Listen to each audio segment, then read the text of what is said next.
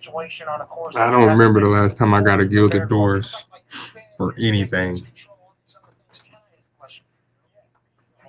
Like in general. So hopefully this is good.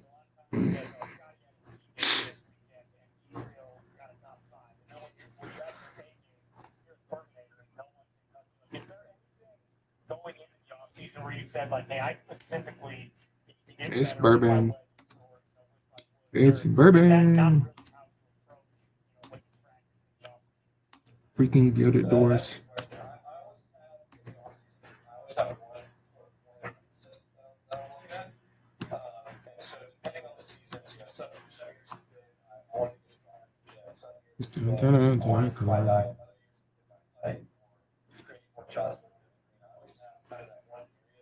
Back to back gilded doors. Cosmo. We'll see. Oh, I don't have her. Who is this? Is this Gold City? Okay, I'll take Gold City. I don't have Gold City yet. Okay, we got Gold City. Autumn Cosmos, Gold City. Usually their second version is stronger than their first version, so Gold City.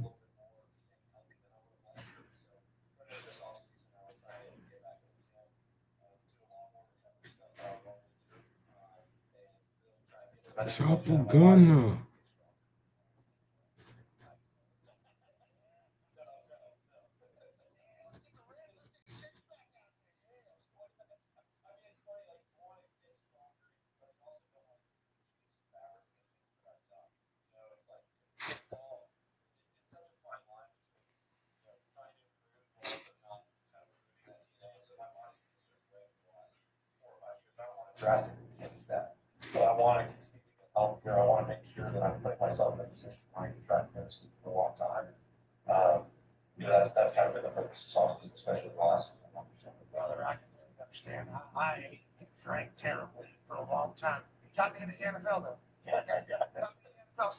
When do we get her?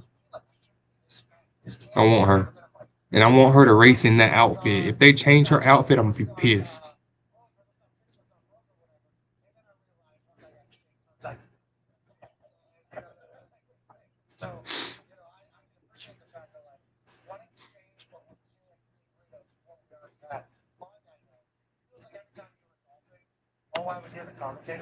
Ooh.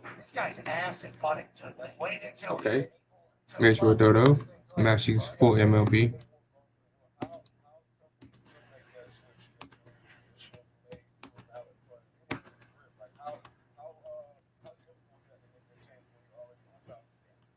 Already MLB'd and another 5 motion. Nice.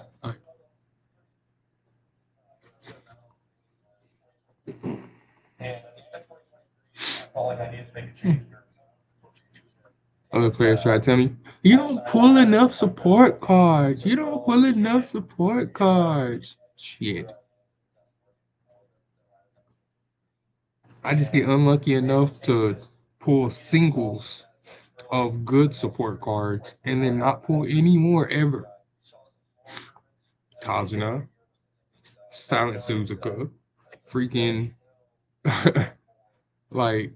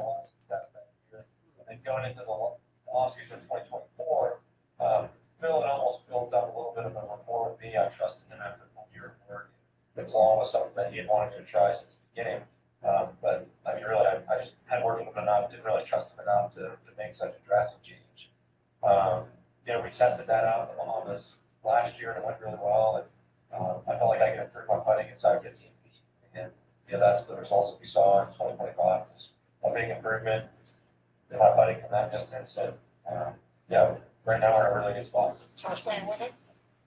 Stay with it, yeah. And I appreciate the fact that you said this guy's from the UK. I don't know if I need to just define into everything he's saying. Yeah. I haven't heard it. On that note, go ahead, Con, man. Yeah, it's gone a little casual golfing. The United States to Asian world basins like up to especially European golfing. Are we going to to the Ryder Cup or are we just going to kick around every time it comes around? It's basically caused me not to, have too many sleepless nights because Sleep less or sleep full nights? take your pick. It's a nightmare.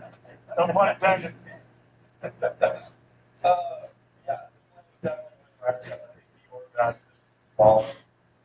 but that's one of the things I always hang my hat on in preparation. I think on my first team that, I had done quite a bit of last I could possibly do for a while. And it just wasn't the cards that we put up a great fight on Sunday, and hopefully we'll use that momentum going into 2027 Ryder Cup. Yeah. Gonna be a long way, but we're gonna continue to be prepared. I think our team's in a good spot. I like to learn a lot of my pitch. I think it puts us in a good position going forward. You're the man. Congrats on the 4th consecutive Jack Nicklaus Award for Player of the Year, voted on by your peers at the PGA for last PGA season. January 15th, I believe we have an event coming up that you're going to go claw your ass through all the different greens, and we appreciate your service to sports, man. You're a great one. Well, thanks, guys. Appreciate y'all having me on.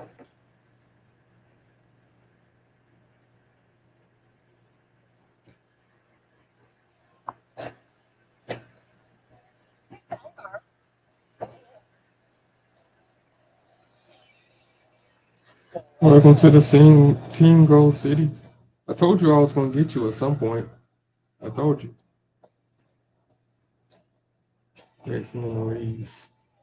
Increase ability to break out of the pack when engaging in a challenge. Mid-pack on the final corner. Okay. That's fine. All right.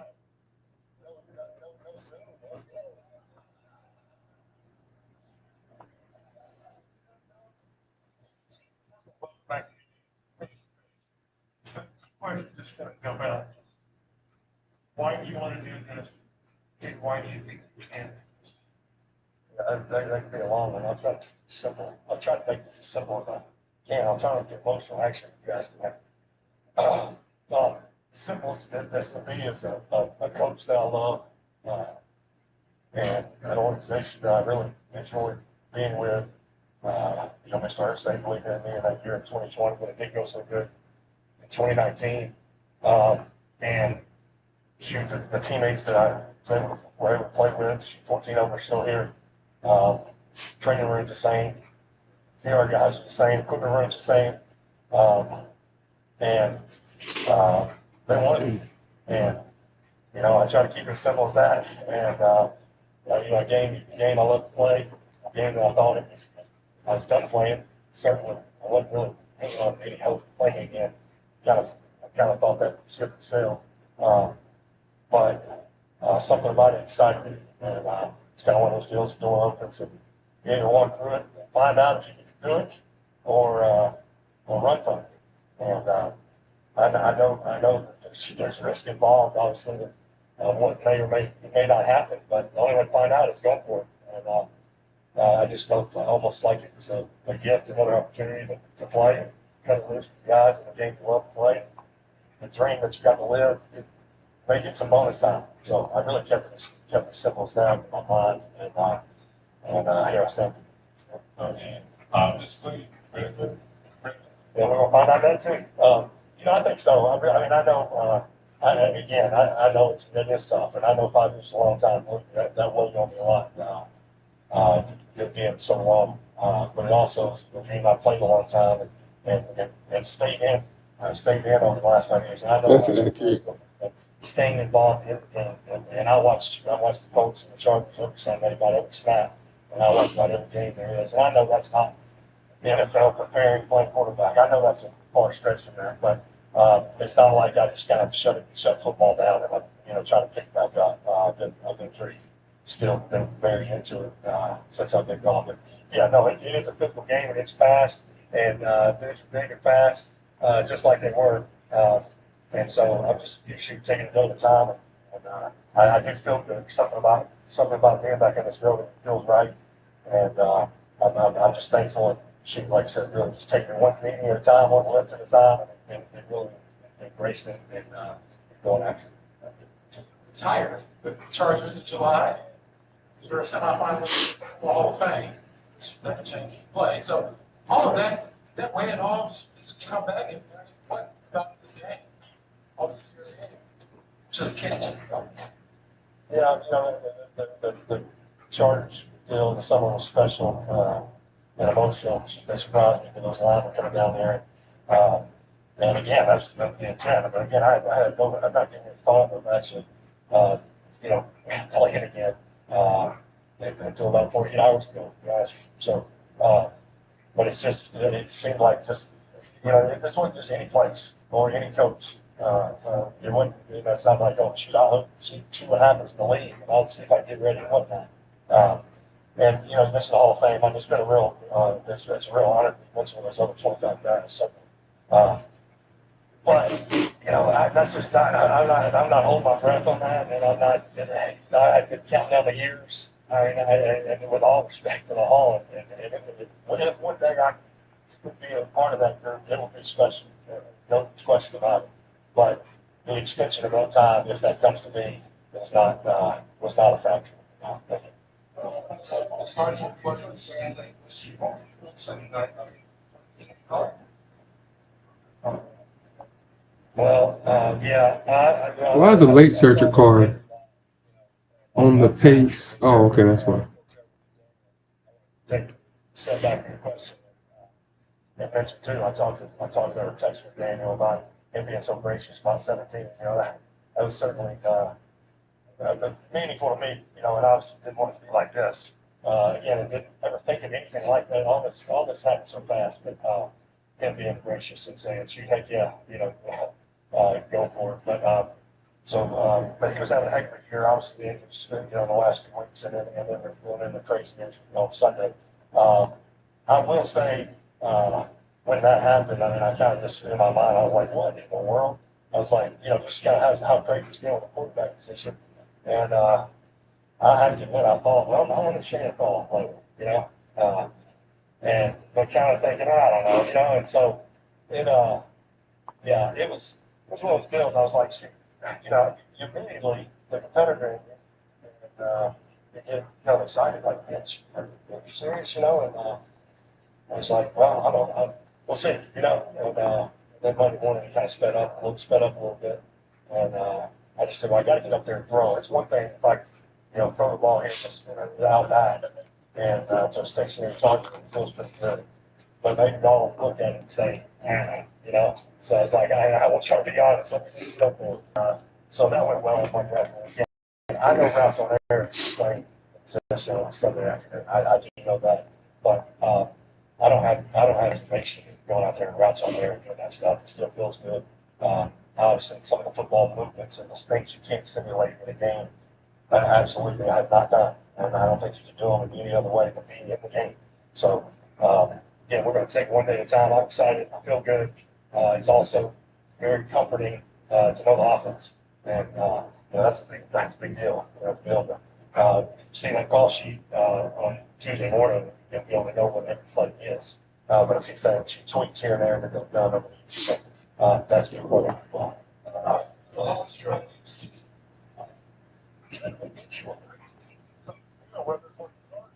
We'll take a break and pay the auto tune guys.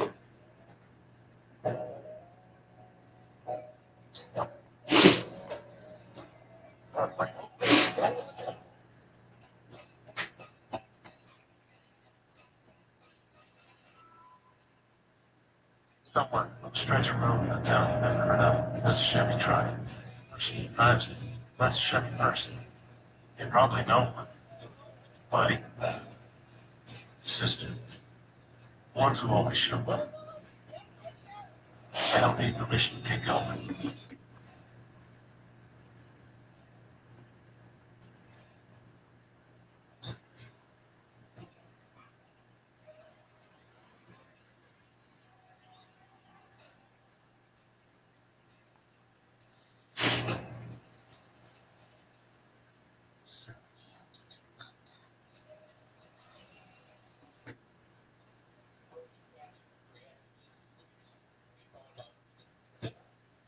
like all of us, even me, I'm a little scared, a little nervous. I mean, all the above, like all the any guys to be in there, sitting in with those.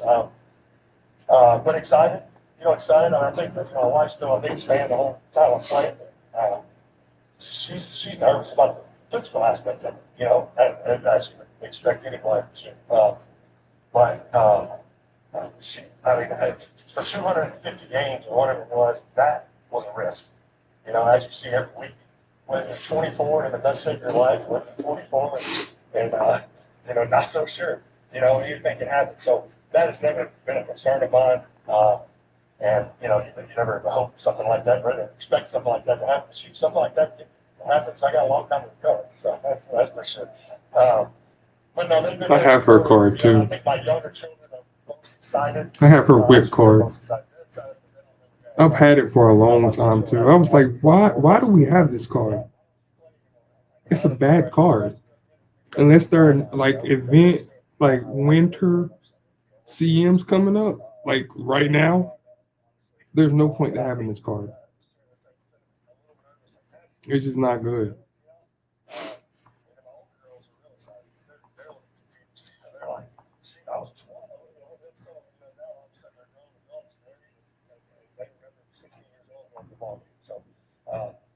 So it's been a whirlwind of 48 hours, I'll say.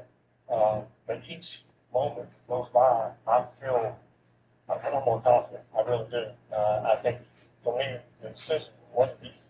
And because of all the things that you all can imagine, there's the human nature to have a little doubt. I think for me, working through that was. Wait, Gold City works in a store? Works in a boutique? Mm.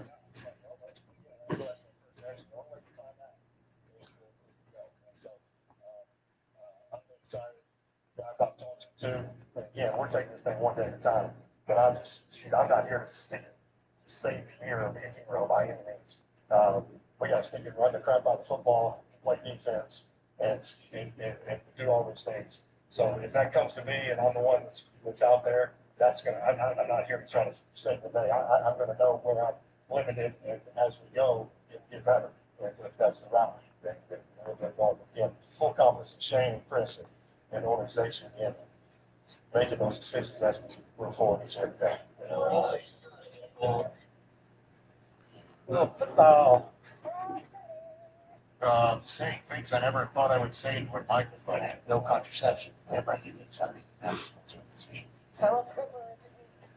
No contraception. We'll be signing with the Indianapolis Colts in 2025. That was the best. And I mean the best thing about Philip Rivers returning to the NFL, we're going to get some new mic'd up material from one of the most entertaining all-time mic'd up jokes. All right.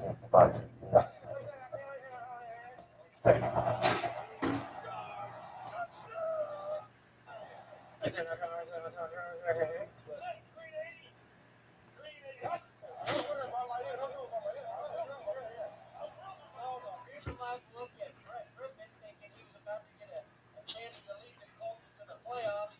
Sorry, Brett, but Philip Rivers has come out of retirement to play the game of football. On his birthday, turning age 44, Philip Rivers decided to head to Indy and determine if the old gunslinger wanted to try and save the Colts season. Not even 24 hours later, the Colts made it official and signed the 44-year-old 8-time Pro Bowl QB, 10-time father to a 5-year, $120 million contract. Somehow, this is still way less of a stretch than when the Colts hired ESPN analyst Jeff Saturday to be their interim head coach back in 2022. Also, it's just a 1-month deal, not a 5-year thing, like I said. I apologize for continuing to terrorize Colts fans. Anyway, Daniel Jones galloped, so Philip Rivers can ride his hover around to Lucas Oil Stadium and QB this team for the rest of 2025. Personally, I do not believe the NFL is rigged, but I hope they rig it now so Rivers can make the playoffs. We deserve that. Don't Because if you don't know anything about Rivers, know this. He's a pretty damn good QB, and he's one of the most entertaining quarterbacks to ever play the game.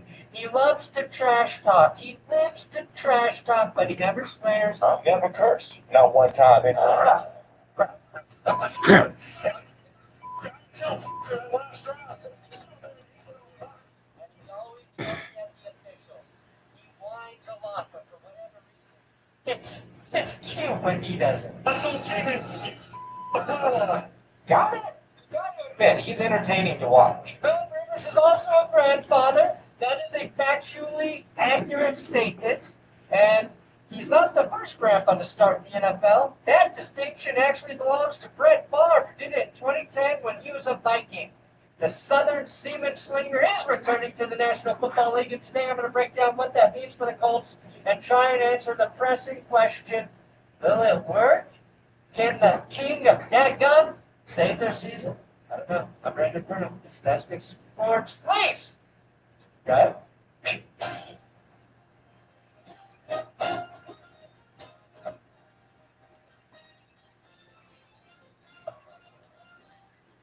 Today's episode is sponsored by Prize Picks. I need 19 more signups to hit our first 100 for December. Every 200 signups delivers a big bonus to That's Good Sports. And again, the goal for me is 6,000 by the Super Bowl. We're a little over halfway there. And no, Philip Rivers isn't available for daily fantasy action yet on Prize Picks, but he will be soon. And trust me, as soon as Philip Rivers is available, I will share my Philip Rivers-led set of picks. We've also crossed over 20,000 followers on the Prize Picks app. I appreciate that. Again, use code TGS when you make your first $5 deposit. Prize Picks will hit you with $50 in lineups to play. And team picks are now available in 22 states, including California and Florida. Code TGS.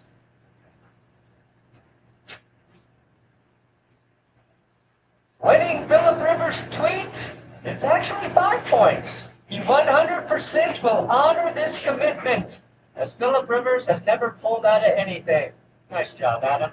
It is funny because Philip famously has 10 kids. How many kids? Man, he's got a grandson. That guy's in incredible shape. Yes, 10. The truly hilarious part of this situation is that Rivers signed a contract with the Chargers 4 months ago so he could retire with the team officially. I'm Philip Rivers, quarterback. I'm retiring in Chargers.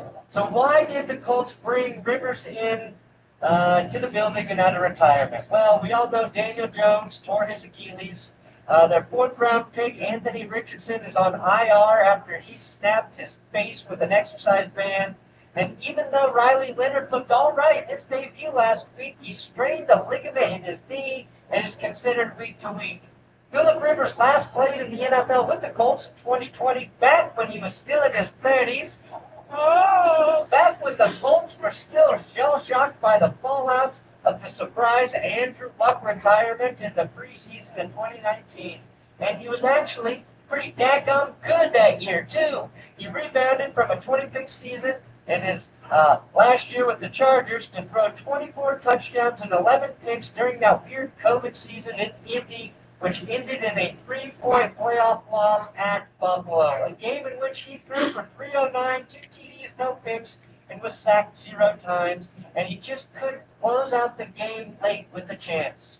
I wept that day, believing it was the last time we would see Phil on a professional football field, but he went out with a strong performance, feeling like he went out with something left in the tank, maybe even something left to breathe. There's currently a strong possibility that Rivers would have to face Josh Allen and the Bills again in the playoffs, depending on how these final 4 games pan out.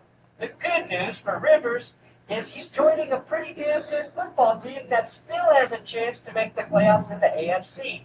The bad news is that he's got a treacherous schedule ahead from Seattle, San Francisco, off to Jacksonville, and oh no, Houston.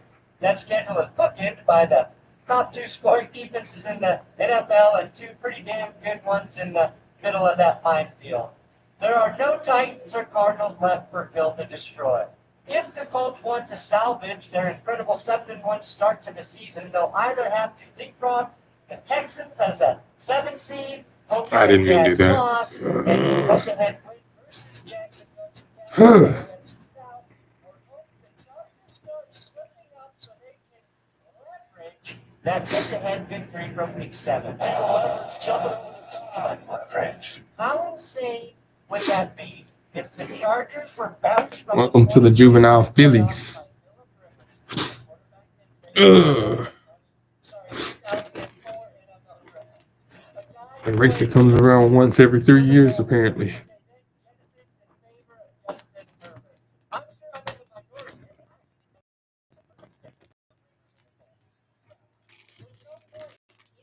You got the 49ers, the Jaguars, and the Texans. Now, we can beat the Texans. We can beat 49ers. And we'll see. It depends on how Phillip starts the game, really. Because I mean, last time we had Phillip Rivers, which was like right after Andrew Luck got just obliterated.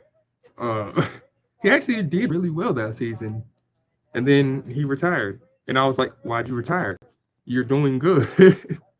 And then he comes back this year, and he's like, "Okay, you don't have a quarterback. I'll play for you again." And then he wins. Like, what the fuck? Why don't you just keep playing for the downtown? Well, I guess we wouldn't have got Daniel Jones then if he had him. But still, retired for no reason.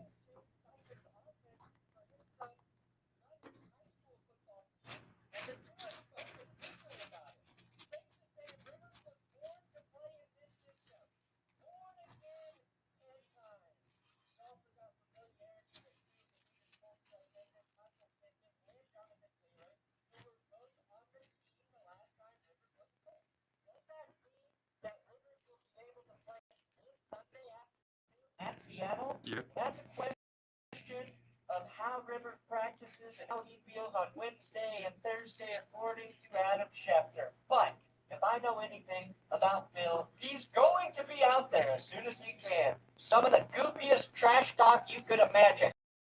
We don't play right. Why are you out there? You cannot be a fullback. You got the Colts don't have time to wait around, right? I think they made this move to get him out there as soon as physically possible. I mean, he worked out for them Monday night. When we all thought he was going to do that today, Tuesday. This is getting fast tracked, all right? Rivers also helped Riley Leonard along during the draft process. What is John Gruden doing out there, bro? He's got a real place in his backyard where he'll throw. And I was able to throw with his younger son, who's an outstanding talent, by the way, Gunnar Rivers. That seems like an amazing fit just for Riley's sake for the remainder of the season in that locker room. Philip Rivers' oldest daughter, Haley, is 23 years old. Keep her the fuck away from Bill Belichick, Bill. Keep her away! 23, though, is the same age as Folkside and Tyler Warren.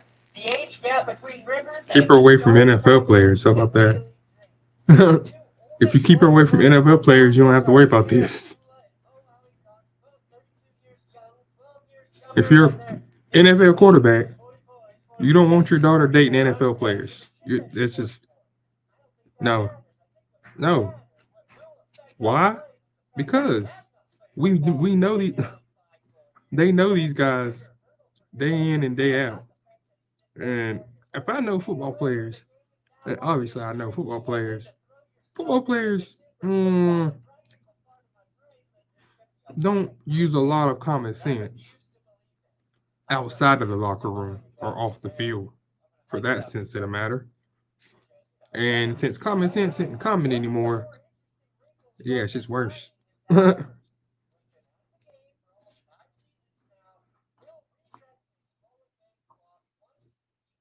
No, Philip Rivers was only out of the game for 4.5 seasons. You got to get it right.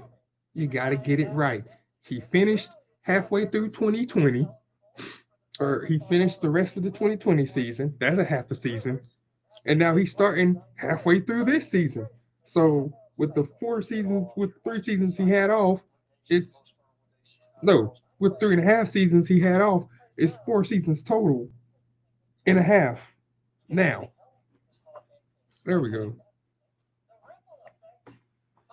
Because football season's freaking, ugh, they're like 2 years, technically 2 years. They say. I don't know why they set it up that way either. Why they couldn't fit 17 weeks or 20 weeks inside of 1 year? I don't understand.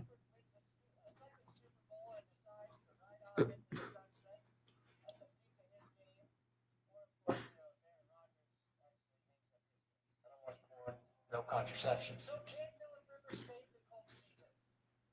I actually believe so. I think Philip Rivers can save our season. You dang going right. I think he can save our season. If I didn't think he could save our season, I'd be terrified at the fact that he's a quarterback right now.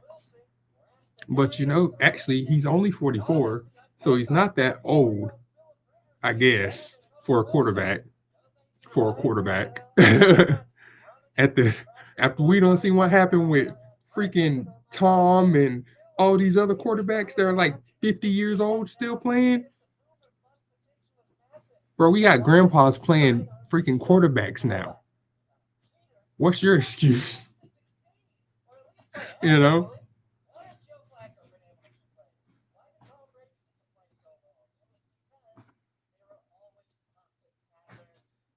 Pocket passers that are slow. Exactly. Yeah, he's an old school pocket passer. He doesn't need to run around. He's not Richardson.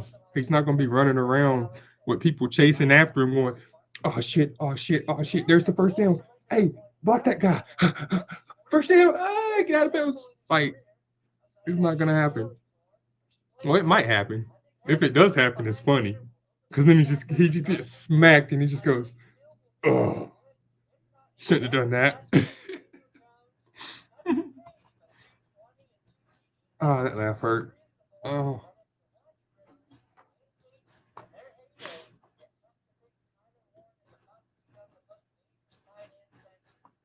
Oh yeah, I forgot about that. Freaking Philip Rivers and Antonio Gates. Y'all remember that shit? When he played for the Chargers? That was like the best duo for like 4 years. Next to Gronk and old Tomboy, you know? And now we got Tyler the can't remember his last name at tight end, but he's a really good tight end.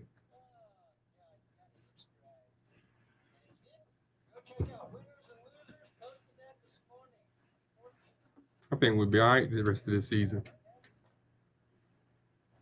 Oh yeah, and we got DeForest Buckner back. Mm-hmm. We got DeForest Buckner back on the roster. I saw that yesterday. I was like, wait, DeForest is back? Don't he have a broke hand? Like back in the day, having a broke hand, like in the 90s and the 80s, having a broke hand, that didn't really mean much. You could just wrap that up. You know what I'm saying? Give them a shot of morphine in the hand, and then they'd be good to go. They couldn't feel their hand for the rest of the game. They just turn it into a block and just smack you with it.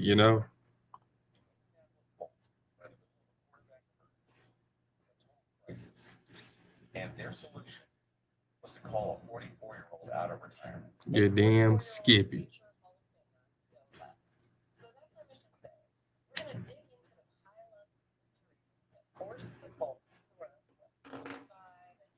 That's always been a Colts thing. We're injury prone, like a mug. Maybe we need to do a change or a overhaul on our whoever our strength and conditioning coaches are. We need to reevaluate them instead of who the head coach is. You know what I'm saying? Because obviously you're paying them enough, but they're not doing their job good enough. Because everybody keeps getting injured. How about that? Instead of going after the head coach, why don't you just recalibrate, as we like to call it in the online world? Just recalibrate how they manage the health of these players. They won't get injured so much. I mean, look what happened to Andrew Luck. he'd still be our starting quarterback today if they handled it differently. And he'd be like a 5-time Super Bowl champ. We'd have a lot more Super Bowls. And people loved it when he left because they knew he was a threat.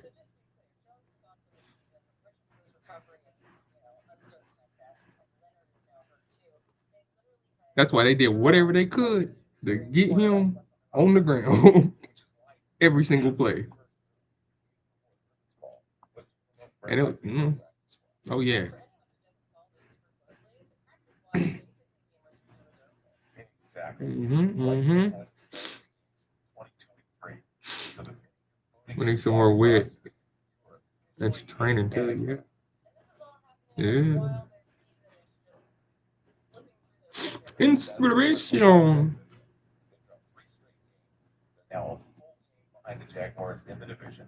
All right, Gold City.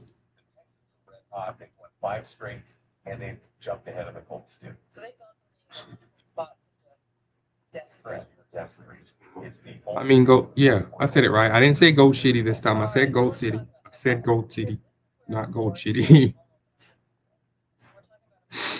Oh, feel like crap.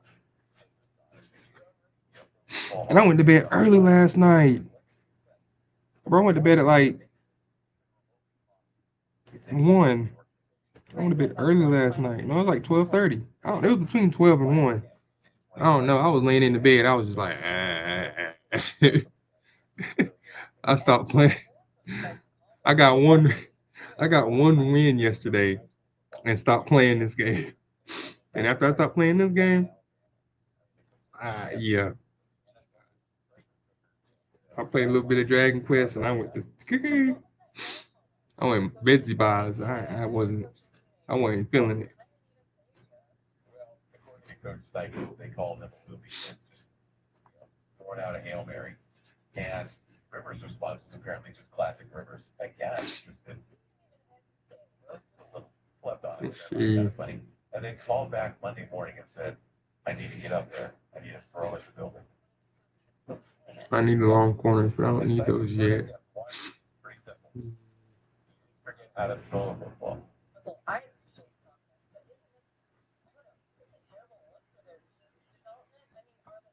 Our speed is good right now. That's the real question. Or just distracted. Bro, why is my nose running? I ain't even go outside. This don't even make sense. I have a runny nose, and I haven't even been outside today. How does this happen? How do you get a runny nose in a warm environment?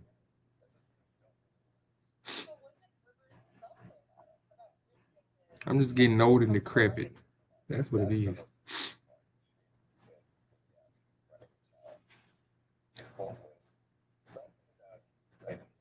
Well, at least my immune system is. I'm not. My immune system's like, you, Chris. That's what it is. My immune system's like, up yours. Yeah, I don't like you, bro. We're a pretty consistent thing.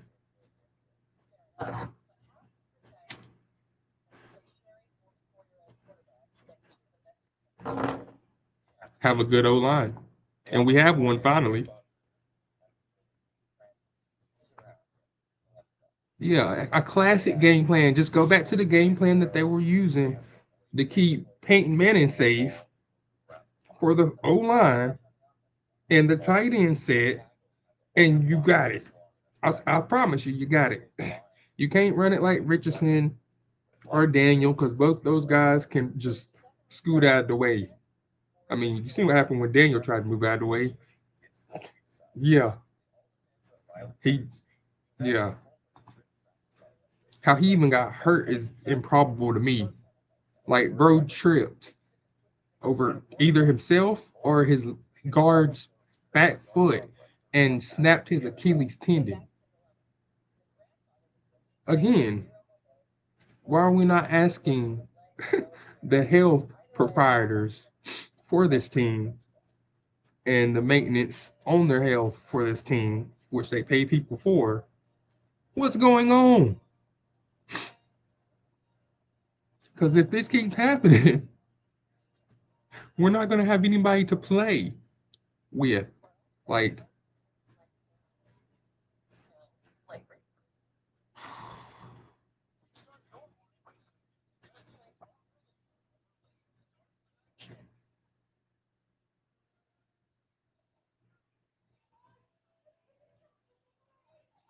Xbox Game Pass. Yeah. They do. I forgot I had Crash Bandicoot. I haven't played that in a while. Maybe I'll play that again. I used to be really good at the Crash games and the Rayman games and all those.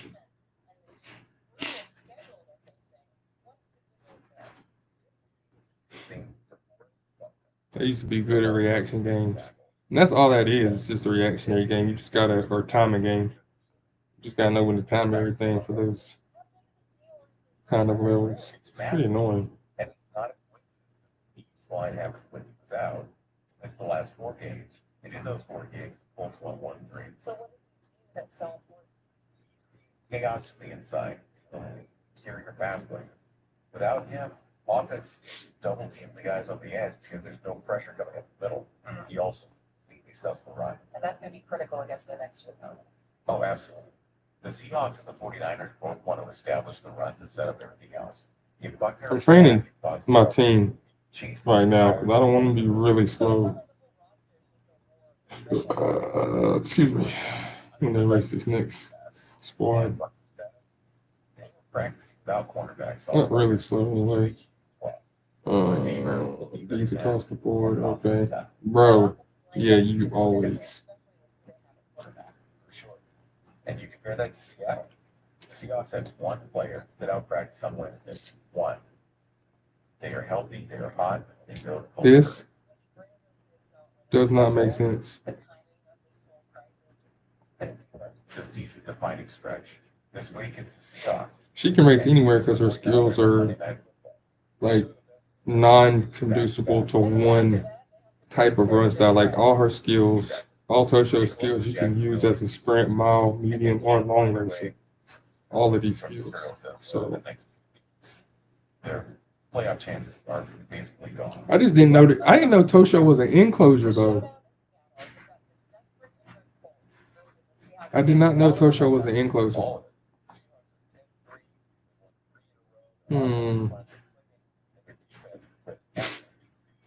On backup quarterback.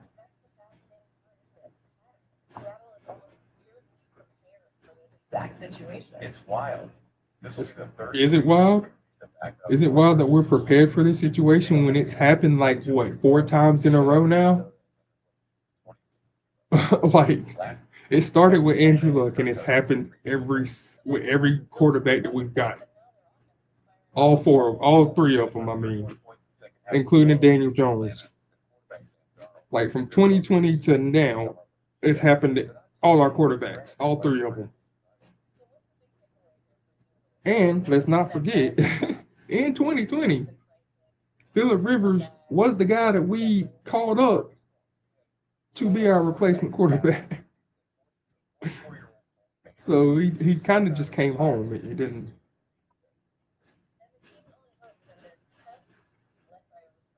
I definitely believed him when he said he wasn't going to play anymore the first time. He seemed like he was out of it. The Chargers drained him. But I always said this about Phillip Rivers. He's a pocket QB. So why'd they put him in a run-first offense? Like, that doesn't... That's what I'm saying.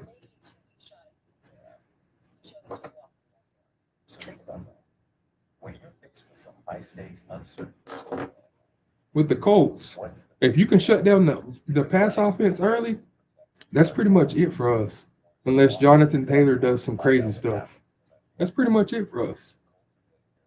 Like, yes, we're a second half team, but if we can't get anything going in the first half, the second half is going to be a lot harder to get anything going.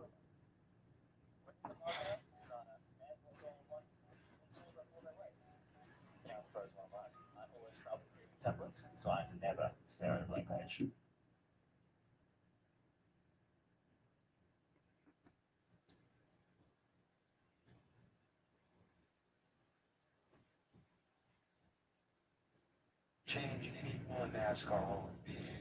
Shit. Change any rule in NASCAR, what would it be? Shit. Just I mean, I wish we could figure out a new package for the Daytona Talladega racetracks. Dale Earnhardt Jr. just said something that has everyone in NASCAR talking. And when Jr. speaks, people listen, especially when he's calling out the biggest problem facing Daytona and Talladega right now. Let's be real here. Super speedway racing. People always ask me, like, Chris, why you always on edge? What's wrong with you? Why are you always angry? I don't drink alcohol at all.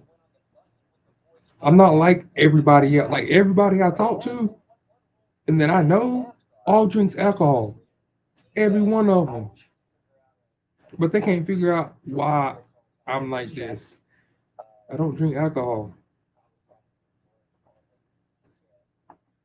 How the cars race.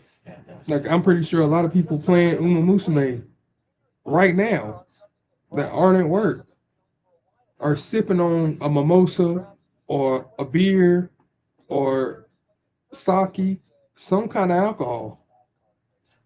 And it's only 1:30 in the afternoon. I promise you. You know what I'm saying?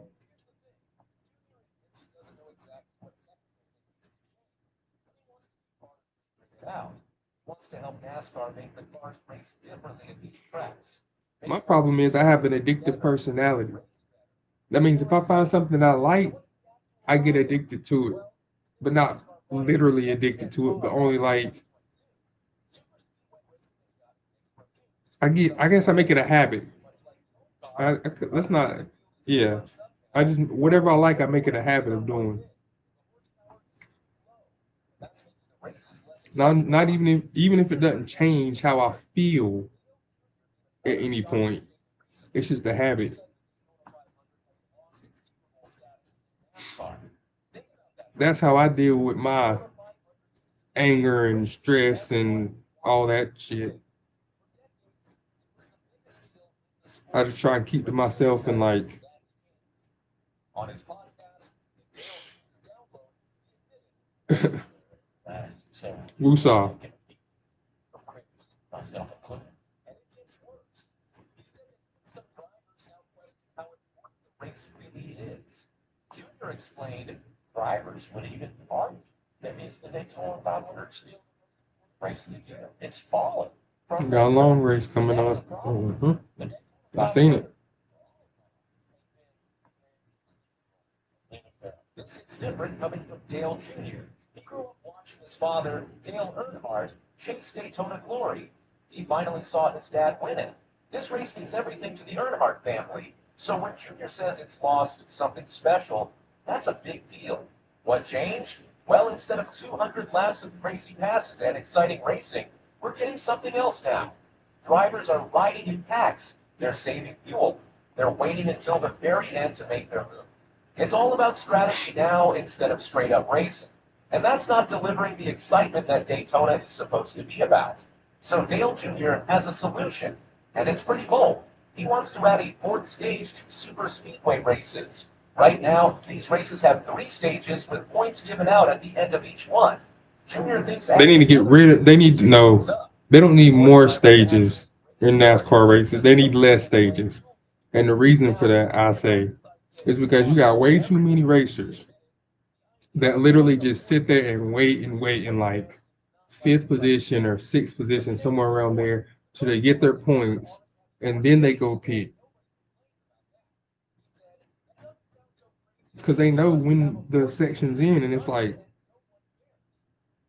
it's not fun to watch that. Instead of racing the entire race, they race like the last 10 laps of the race, you know? So I just kind of ignore the first 3/4 of the race and I just watch the end. just believe something has to change. And it's not just Junior that's problem as far as super speedways. Current drivers are up too. Danny Hamlin, one of the best in the sport right now, pointed out a he said when a driver starts at the back and the track gets jammed up during the race, there's just nowhere to go. The race becomes all about pit stops. That's it. And that goes against everything the That too. drivers have learned their whole They're racers. They want to race the field and fight their way to the front. Kyle Larson sees differently, though.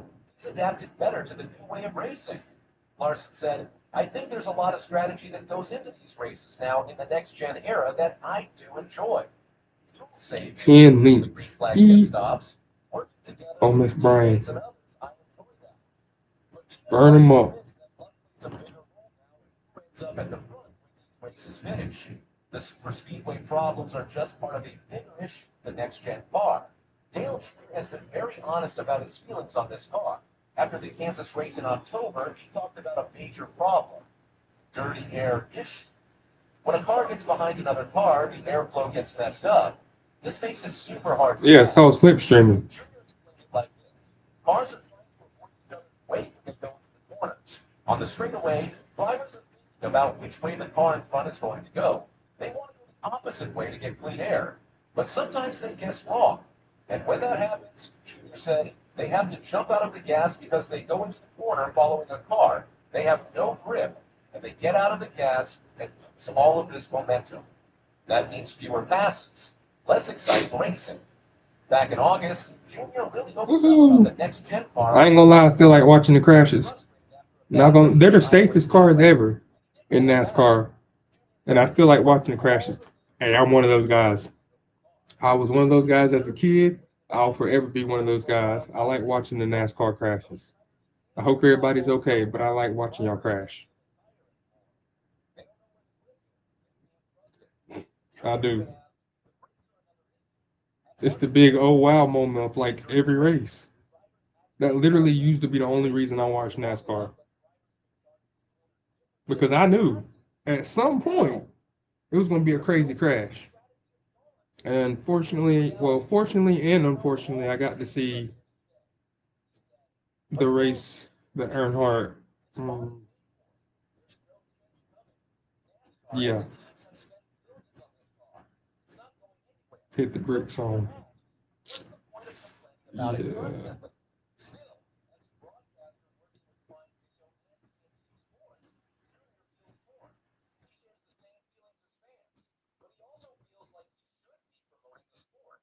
Saying the racing is good, the product is good, but that's hard to do when he sees things that frustrate him.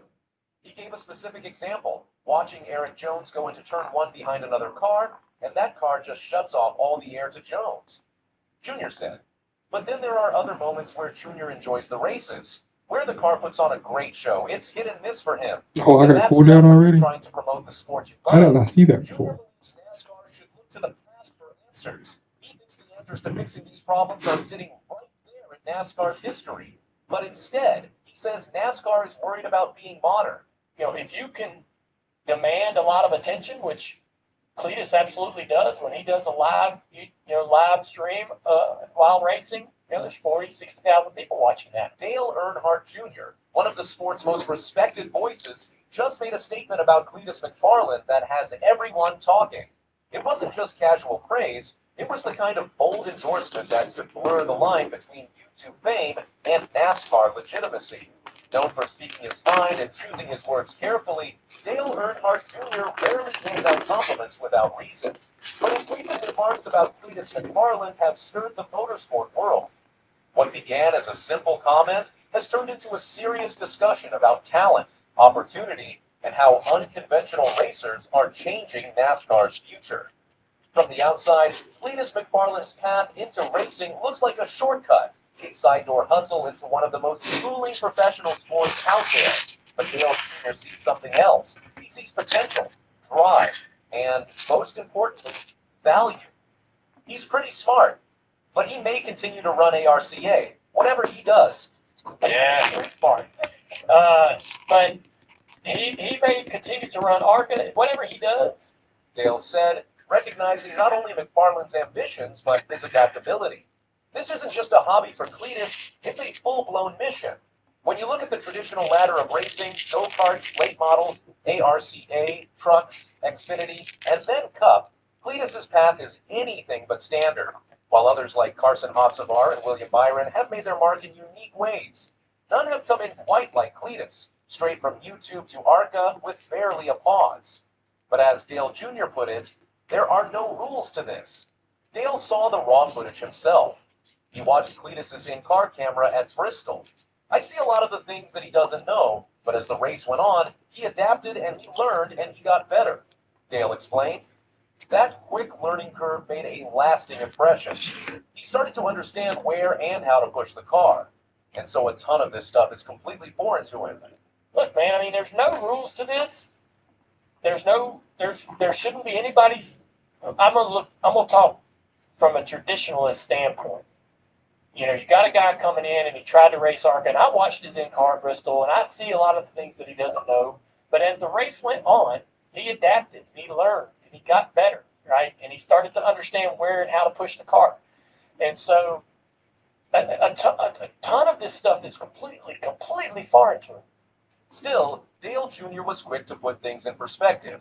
It's not out of the question for a guy his age to say, hey, I want to go race. I'm going right to ARCA and I'm going right to Daytona. That is not a new thing. It's not out of the question for a guy his age to say, hey, I want to go race, and that's where I'm going to start. I'm going to go right into an ARCA car. I'm not going to run a street stock or a mini stock or a late model or anything like that. I'm going right to ARCA, and I'm going right to Daytona. I mean, that's not a new thing. It might not be conventional, but it isn't unprecedented. What matters is what a driver does once they're in the car. And Cletus, he's doing more than just driving. He's building a movement. This all started with his bodyless Corvette C5 named Leroy. Back in 2009, Cletus began documenting his garage builds, track days, and crazy automotive experiments on YouTube. If I keep doing what I'm doing, my speed by here, by the Keenan, should be like 850, if not 900, if I do this right. And stem should be about 625.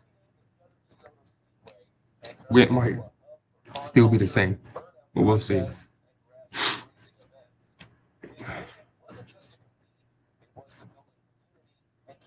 Of motorsports history alive. What makes the Freedom Factory so unique is that it became more than just a track. It became a content engine, a proving ground, and a rallying point for automotive culture in the digital age. It drew fans from all over the country and gave amateur drivers a chance to experience competitive events in a controlled, thrilling environment. With Cletus at the helm, the venue didn't just survive, it thrived. In 2022, he made his official debut at Stadium Super Trucks, competing at Long Beach in the number 1,776 truck. Later that year, he entered the drag racing scene, further expanding his racing experience. By 2025, Cletus was behind the wheel for the ARCA Menard Series, joining Reddy Jones Racing at Daytona. He went on to compete in 3 more ARCA events that year, signaling his growing commitment to competitive racing. Dale Jr. admitted that he didn't know much about Cletus until recently. That changed fast. You know, when he got involved in buying a racetrack and started having some races, you start to say, hey, what's going on down there? Dale recalled. Curiosity turned to admiration as he watched Cletus promote events, race competitively, and pull fans into NASCAR who had never cared before. I feel like I just gotta like put the right cards that I have with the right runners. You can't use the same cards for every runner in a category or a distance or a run style. That's what I'm realizing. I don't know why it's taking this long, but that's what I'm realizing.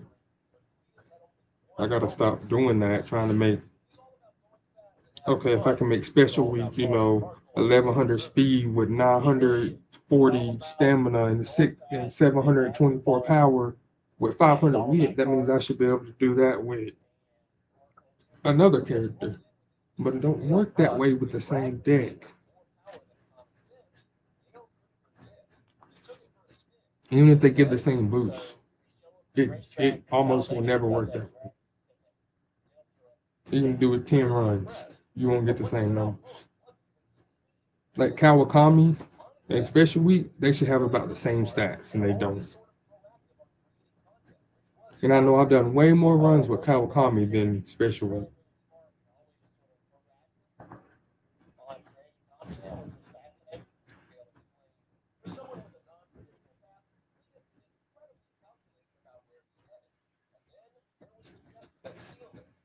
After wrapping up the podcast and heading out to celebrate, Dale's team realized something unexpected. Before we could finish lunch, Cletus had already paid the whole tab. That's just who he is, Dale shared. Quiet generosity. No cameras, no announcements, just authenticity. That's when Dale said it plainly. He's good for the sport. He's good for us. We're all curious. He's good for the sport. It's a big statement, especially coming from a man whose family name is etched into NASCAR history. But the numbers, the energy, and the fan engagement all point to the same thing. Cletus McFarland is breaking barriers. His ARCA debut showed rawness, yes, but also a steep curve of improvement. I watched his in-car, his ARC race at Bristol, and tried to really truly see what he's learning as a driver. Watch his entry, his line, how he gets strung up, and how he really evolved. And that race went on was really. Dale noted. Now there's talk of more. Rumors swirl I'm around ahead of my Howard speed. Racing hosting a gong show, a kind of reality-style driver I shouldn't competition have that might include 850 until it right would be a here high-stakes, in June. high-visibility Got it in and while April. nothing's confirmed, the buzz is building fast. Well, they just need to adjust our strategy just a little bit and give her a lot of stamp training in the next 3 weeks. The next 3 months, I mean. I don't know why I keep saying next 3 weeks. They're months. They're not weeks. But, yeah.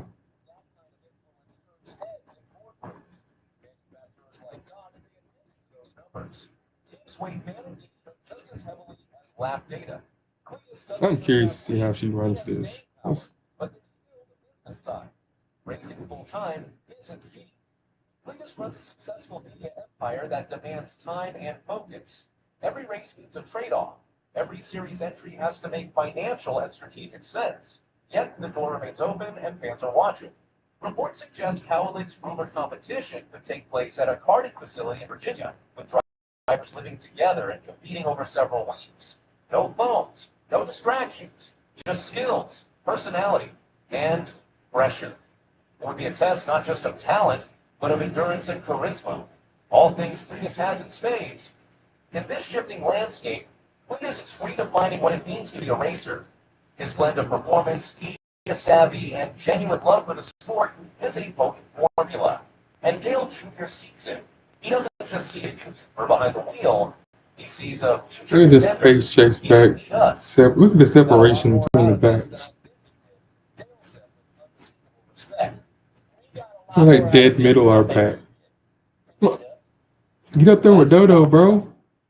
Look at Special Week. Is that Manhattan Cat? Not Manhattan Cafe, bro. She can see ghosts. I don't want her behind me yet. Let her stay behind the opera. Stay behind the opera. Don't get behind me.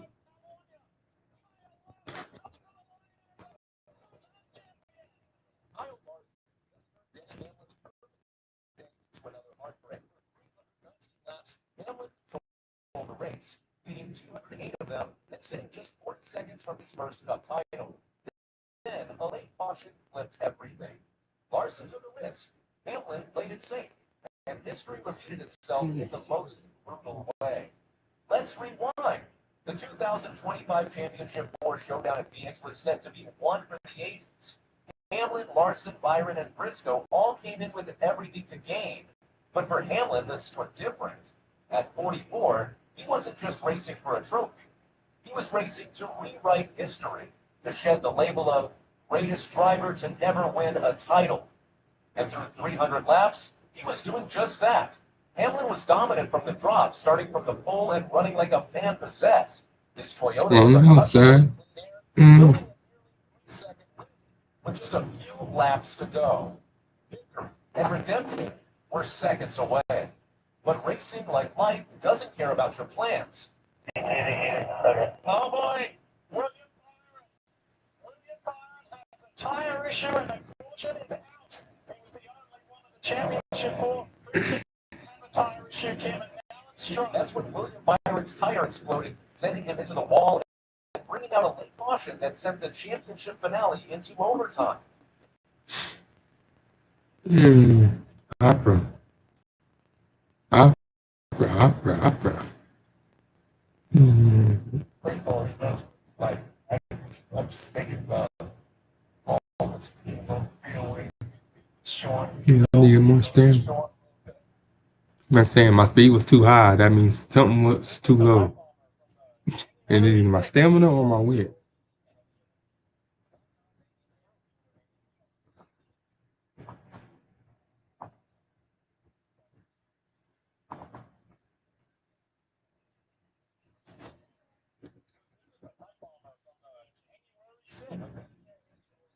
Many of the people hang in there, remaining even sooner.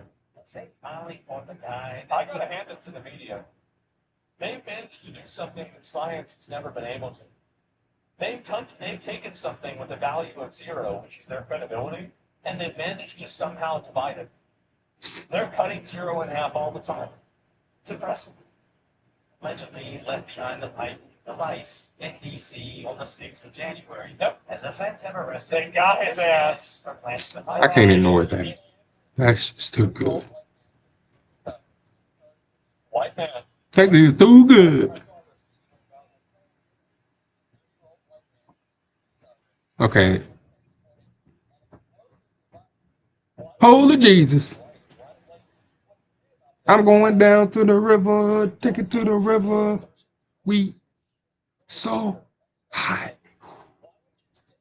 We don't stop. We take it to the river, you know, we go down, down, down, down. All right. Back. Conflicts on purpose, dishonest, and like George Zimmerman scam. But 30 stamina though. Like I need that actually. What card is that? Oh, that was Sakura's. Sakura's in it. Yeah. Okay.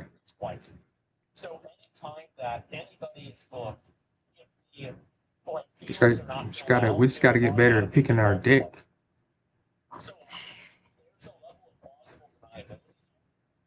But with CNN, I think they've lost all of their good there.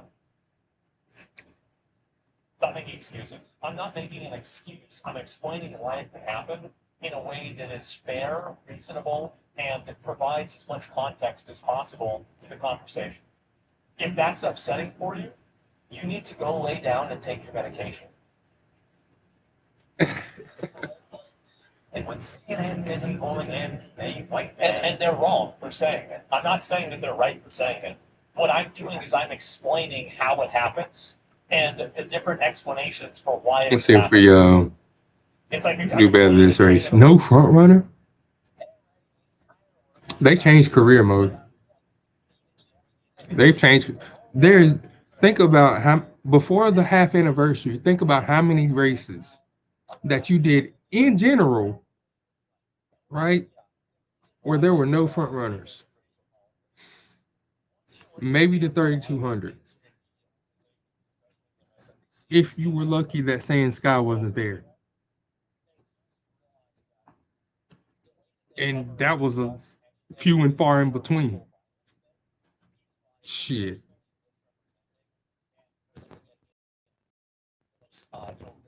Highest way possible. Once you understand that, you will get that sense. The mainstream media,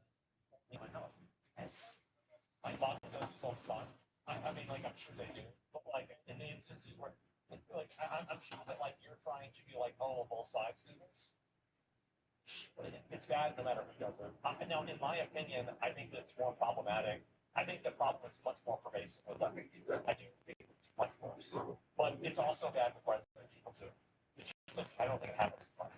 Mistake, but they response so many suspects. I think it's a Netflix adaptation. And remember that shooter in Manhattan? The initial images came out of a man. Did you know what he looks like? Sunglasses, mustache, male, possibly white. The fact that they could get a mustache just shows that they saw the image, but decided the narrative was more important to protect than their own integrity. Has even the only way that I could give this any credibility on their end is if they were just reading a police report and the police report gave a description, and as I said, it auto-filled the race field to white. That's the only way I could justify this, and I'm not even saying that's what happened. But like, that's the only way I could guess. And the article they have up today, you've got to get the local day reporting Okay. about everything except the Bullshit. I think it's bullshit too. violation of his face. Okay. And this CNN just wanted to destroy their credibility. Bro, But this is an epidemic. Samuel Cross is about that. Oh. They died going Molotovs over. No, Tamo, no, no. You stay back there. Yeah. Tamo Cross old is annoying. I knew she was about to do. She has two ults, it looks like, that she activates almost back to back. She activates one on the turn and then one on the final stretch. That's what it looks like, because she speeds up on the turn and then slows down and then speeds up and patches your ass. Usually. That's why I said that. I was like, oh no, Timo Cross. Oh, she's doing the slowdown thing. Here we go. But luckily I was dueling against her, and that just made me run faster. So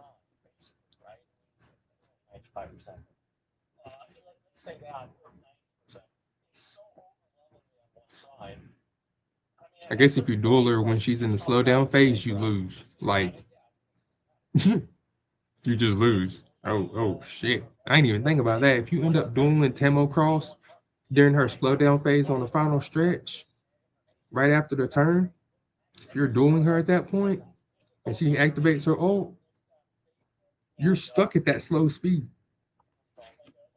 That buff is not there.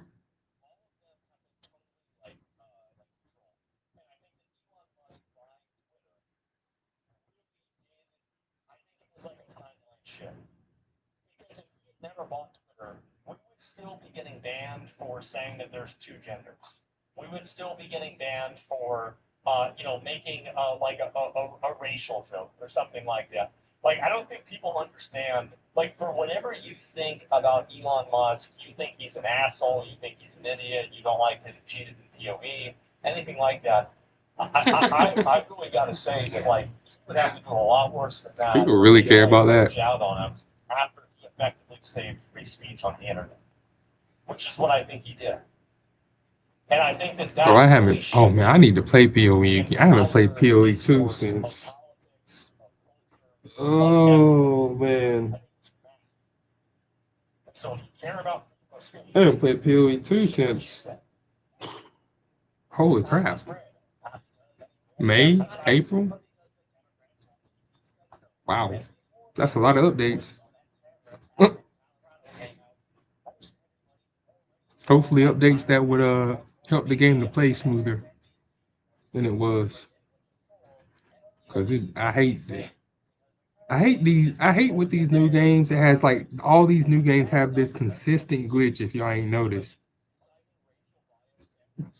once you complete certain missions, if you're good enough to complete them quickly, or you already done the prerequisites for the mission without realizing it, because you just explore shit and collect objects and go do dungeons or whatever, and you accidentally clear the prerequisites, when you get the mission, then it goes, well, go and beat this dungeon and collect 20 moon stools, whatever. And you already don't have that stuff. I hate the fact that you have to, it bugs the game, and you have to save, exit the game, go back into the game, load the file, just to collect the reward for the mission. That's what happened. That's what happened to me in Digimon, bro. After you beat the Colosseums, the two underground Colosseums, once you beat all the fights, you're supposed to get like 200 points for your for your agent and all that, anomaly points or whatever. I'm still waiting for Mega, whatever his name is to call me back. He still ain't called me. I need those points so I can get to rank 7. I don't want to beat the game without being ranked 7. And I feel like I'm at the final boss. Because I fought the shadowy, whatever the fuck that thing is. I fought it. I almost beat it. But I didn't beat it. Then I was like, this has to be the final boss. Because I killed it twice. Fighting it again. And then he has like 7 different attack points. It's and he does too much damage, so I feel like I need to digivolve my Digimon into their not ultimate evolution. I don't know what it's called now. EX evolution? I don't know. Digivolution? EX Digivolution? I don't know. Whatever you call it, it's another Digivolution. It's like it stops at ultimate. There's no like godly level or mega ultimate level or none of that I know of that's established. That's established lore. Holy crap, bro, what the? You know what? It's fine. To manipulate the public and to fulfill your social and political goals with that. You have outsourced It only helps the manipulation squad. to thousands It only of helps the squad. So whenever you make bad decisions, and those bad decisions have millions of victims, I think that, yeah, there's a scalar for that. There's a scalar for that. Absolutely. You think? Shots of dangerous criminals. And I think also, like, we're in a position where government officials should be, to a degree, scared of population and scared of making bad decisions. Now, I And they're don't not think that, they should be at all. assassinated or anything like that. You That's got a crazy. migraine? Oh But I think they no. should be held accountable. We don't need that And because we the gotta problem work now on is your that government speed, chick. officials never That's right. feel Gotta any make level business of decisions. Deal with the pain later. You know what? Maybe that's not a good idea because I'm doing that. And yeah, maybe I shouldn't have done that. This money spent on that accountability. And what I'm saying is that if you want to have good behavior, if you want to prevent bad She was over there texting Gold tie Ship. I and bet you. correct personal negative consequences, Bet you she you have was. negative behavior. If you're going to have that. To protect. Ghost Ship, the only one I see that be on her that always be talking about her smartphone.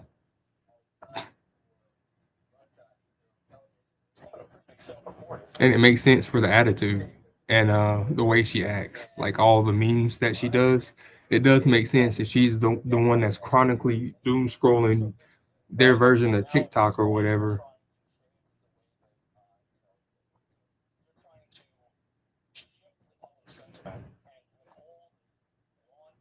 Information, so pushing political narrative. Yeah, I'd say jail for 100%. Constantly see those same mugshots, and the city finally gave out life sentences to repeat offenders. Exactly. But instead, It's true. Yeah, you're right. Yeah, you wouldn't keep seeing the same fucking usual suspects if you just keep the fuckers in jail. Keep them in jail. You're not going to have this problem. Oh, we just keep seeing these people over and over. Well, then fucking keep them there. there's a concerted trend Yes. of looking non-white individuals as white people. This is what I'm saying, right? Is that it's a default race category. Completely ending the accuracy of crime statistics. Yes. The worst part about this Oh, entire And that's Jesus. something you should always keep in mind. That's Sometimes stupid. this is changed afterwards. So a lot of these are like the initial bookings because it just wasn't written down, right? But always keep this in mind whenever somebody's trying to show you crime statistics for racial stuff or anything like that. And this is, remember what I said before about how, like, why Oh I yeah, don't trust crime statistics statistics are and why I always don't trust data? skewed.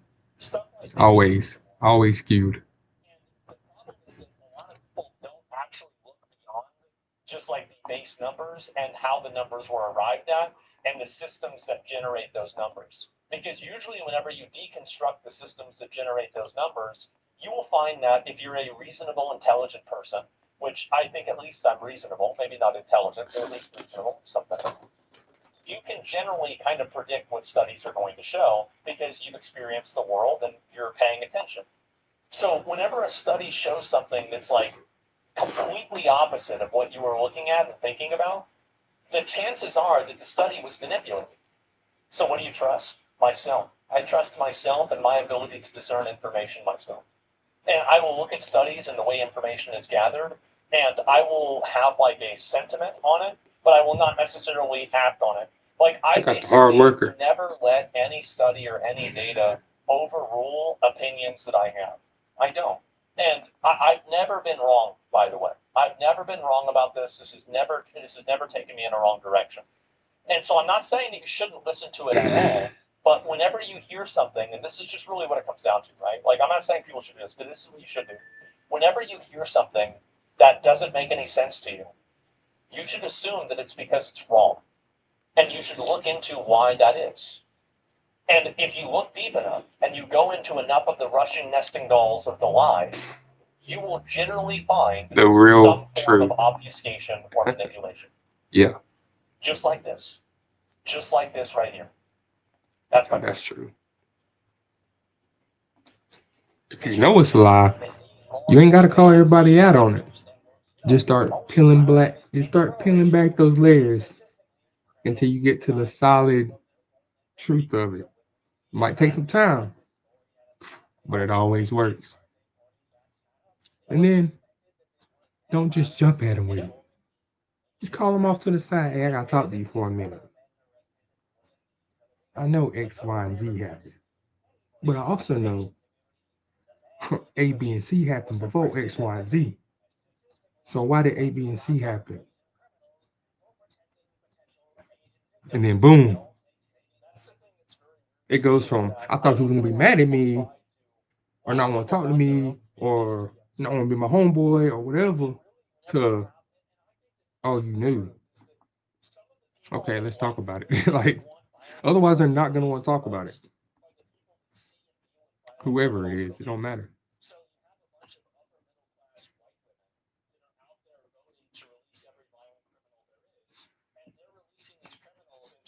I mean, look at New York. They're releasing them all. Look at New York. There's like what they decriminalized stealing, right? Like, why would you do that?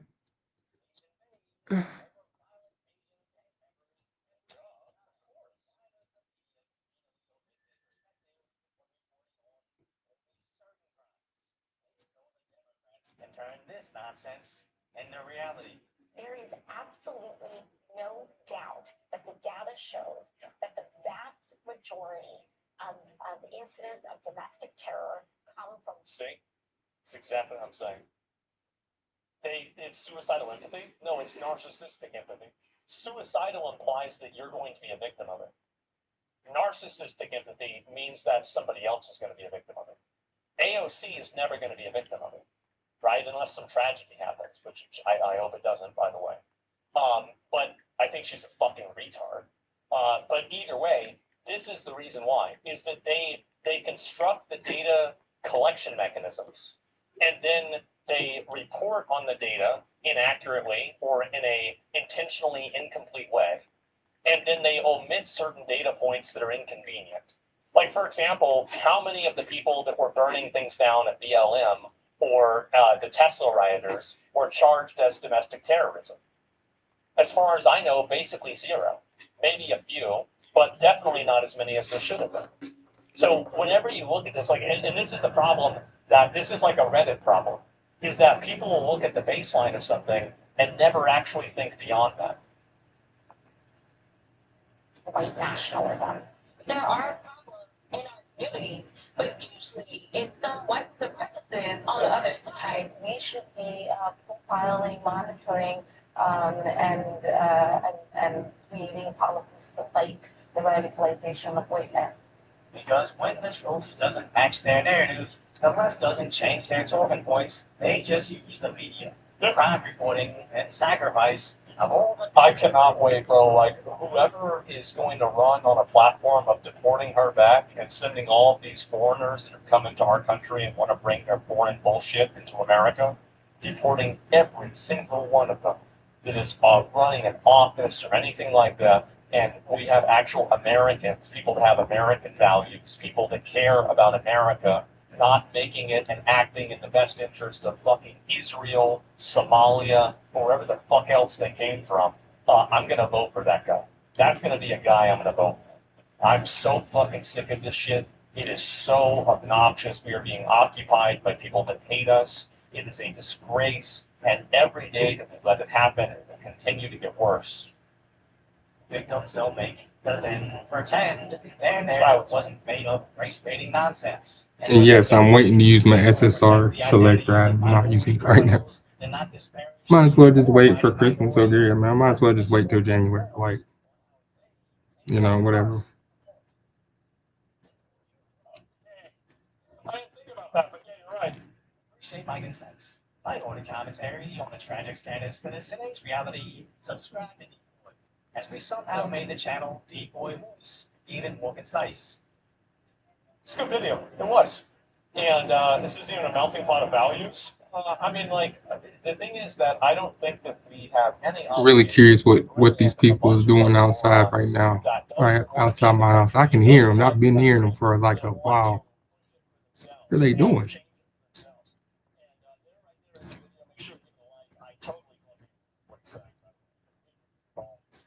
And I think honestly, it should be more common.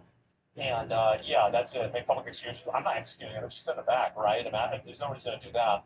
And they want to. For me, beating the freaking beating teams in it, hitting them like a giant check mark on my list, it helps.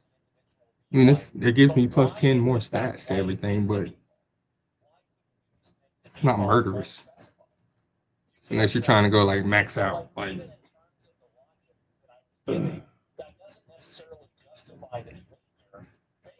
I'm not ready for that. Problem, and now we have a solution to the problem. Yo. Like, why do we need this extra system to solve this extra problem? So what? So there is a default race, which is white for a person. Like, that should absolutely not be the case. Well. And I don't know why police departments haven't changed this. Actually, I know why. It's because they don't want to, because they have people that are invested in the idea of continuing this misrepresentation. And she didn't wear a mask, did she? And that's fundamentally what it is that they want to lie to you. They want to lie to you and manipulate you and make you believe things that aren't true. And why would you want anybody that's going to do that?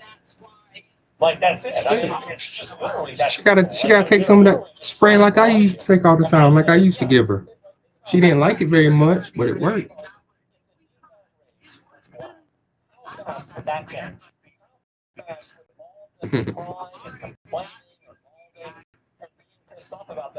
I imagine.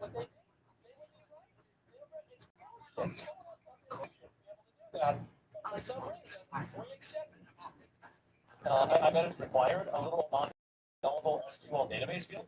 I know that, but you can just add in an extra feature and have it say unspecified as well.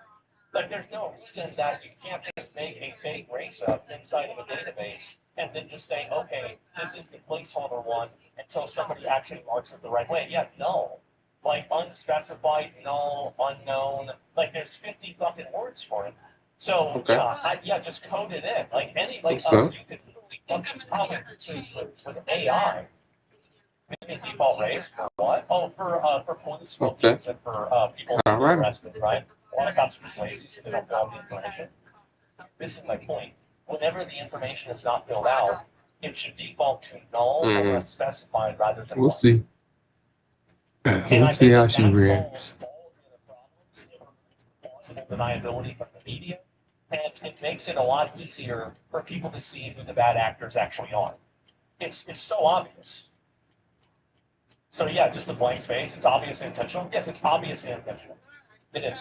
So yeah, that's generally the way that I feel about it, and I think All right. it's very obviously designed in a I'll be way here. to take advantage of people. Oh no, your girlfriend's dad is looking gay. Maybe there's talking to you on something else.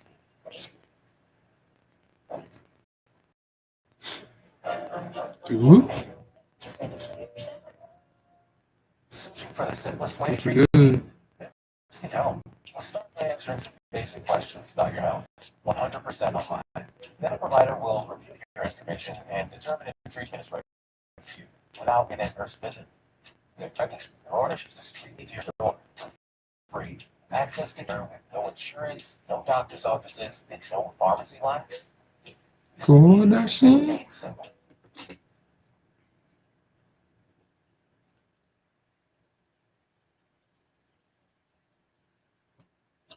So good to know.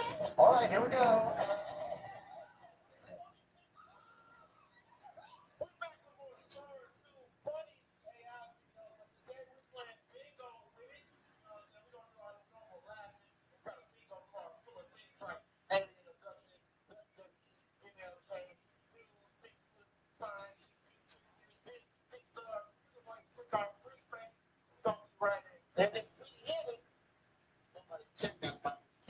Arson department, like a plate line, or unassigned to the check.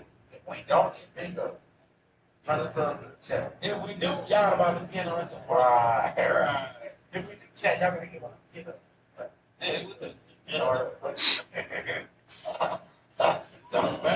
No rainbows. Ooh.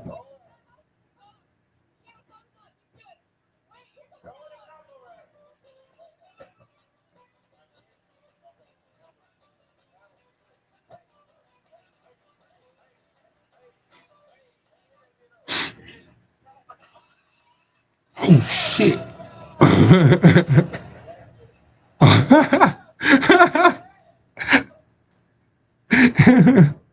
A jet ever in a takeover, bro. That is wild.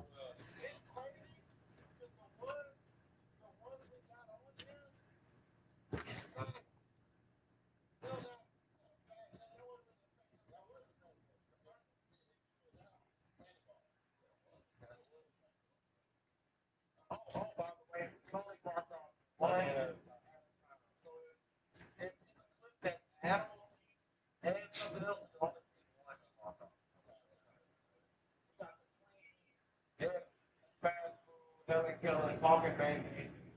Talking animal, it ain't talking. Yeah, it was breaking down. Okay, okay.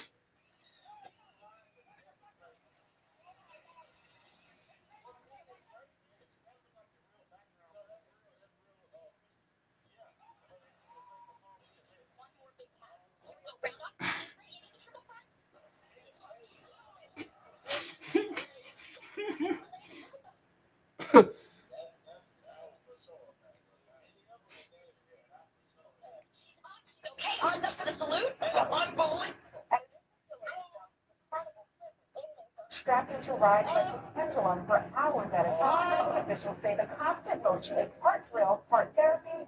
I'm not gonna lie. Down. I'm down with it.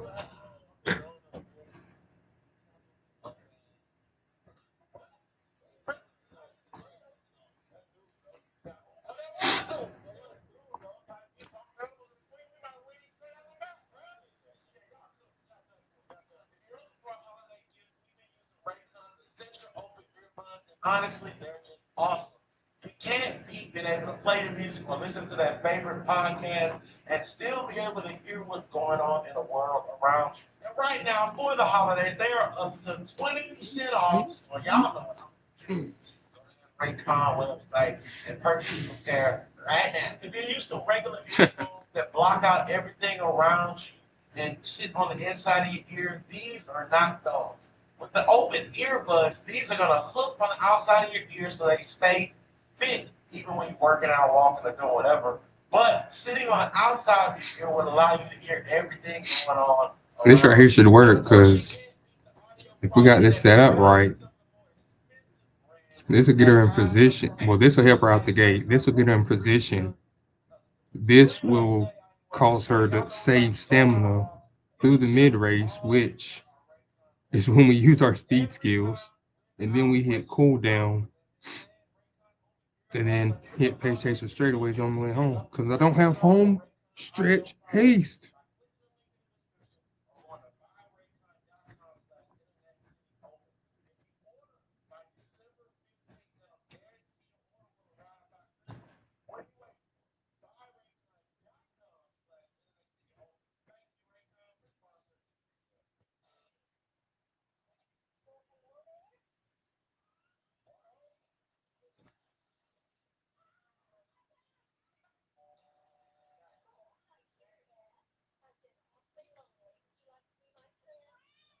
Shit.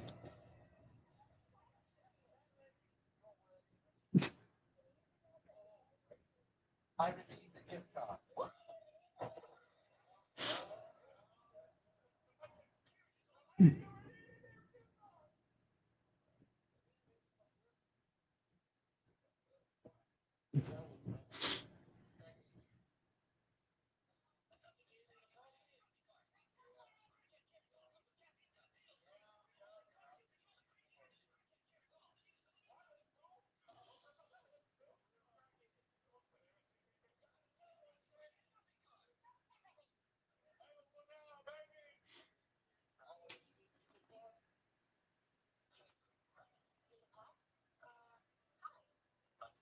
Someone saw the spark inside.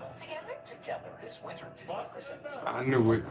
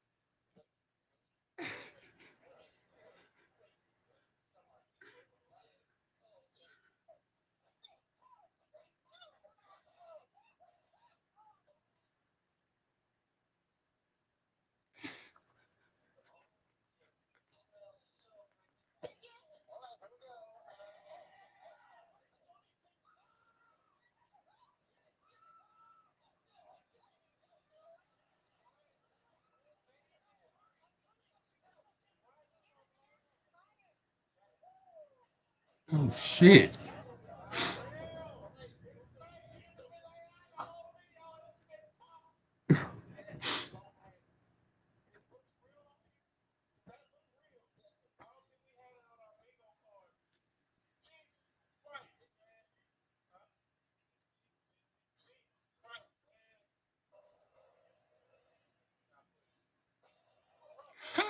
I wish, bro. Now that looks like it could be real.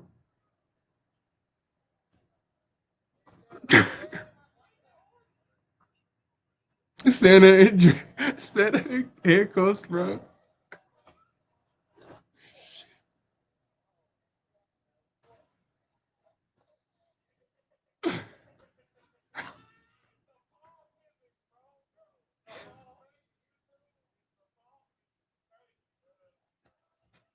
Oh no.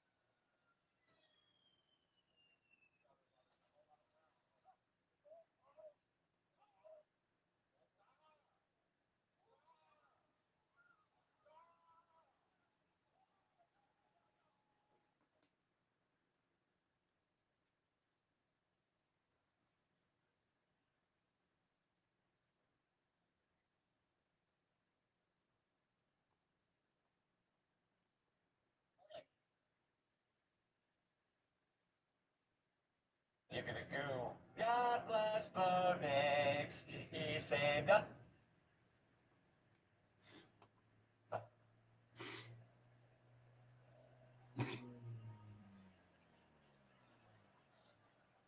That's what it auto selects? Wait, what are the race records at? You haven't. I am curious. She does have less stamina. And I have won a lot of races with way less stamina than I thought I needed in the long races with late surges.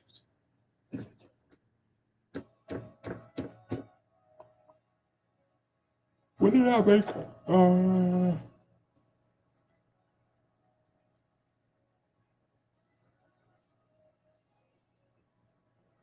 Oh yeah, I gave her the 1 mile scale for some reason. I think that was an accident, actually. This is the FIMI Speedway World Championship. There's no hill It's more skills. like no other. So, it's gonna be crazy. And you, same deal. For the hardcore fans, it's more than a race. It's like a religious ceremony.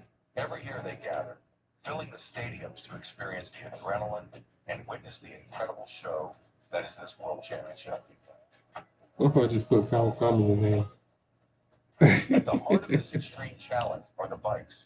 500cc methanol-powered machines, custom built by each rider's team, or in some cases, even by the riders themselves. These machines have no brakes. That's right. No way to slow down once the race begins. It's all about control, instinct, and courage. Each bike is fitted with 28mm max steel spikes, up to 150 per wheel, gripping the ice as the riders take corners so sharply that their handlebars nearly scrape the ground, all while racing at terrifying speeds. Yeah, that shit that makes no sense to me. The riders are called gladiators, not just for the protective armor they wear, but for the fearless spirit it takes to race inches from their rivals, battling the ice, cold, and the sheer danger of the sport.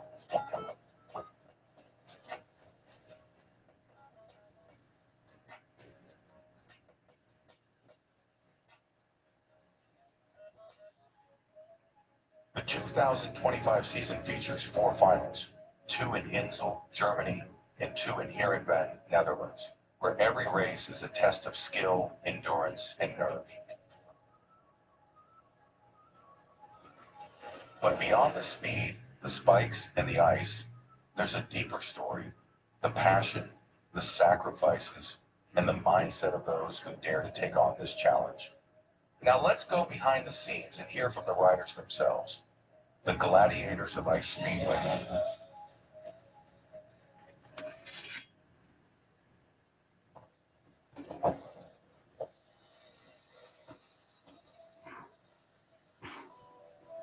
So I got into the sport a bit accidentally, in a way that 4 years ago I had this motocross bike, and the engine of that exploded. It was like complete disaster, and I thought like, what kind of bike I will buy as the next one, because I was not feeling like buying maybe a motocross bike. And then on the same weekend, like after I have sold most of the parts out of that motocross bike, I got a bit of money, and I thought like, now I need some bike. And on Facebook Marketplace, I did see an advertisement like high speedway bike, and I thought like, yeah, that one I'm gonna buy. And I went there. I didn't know anything about the sport. 2 months, I thought like, okay, maybe this is a good bike. I bought it, and next weekend I was already practicing on it.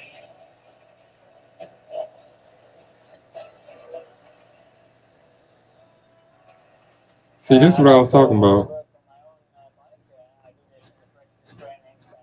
Listen, everybody is ridiculously slow, and I highly doubt that. Yeah, 1200 speed. Yeah, yeah, nobody's slow. But how is she the number one overall? She has the least amount of stamina. Everybody.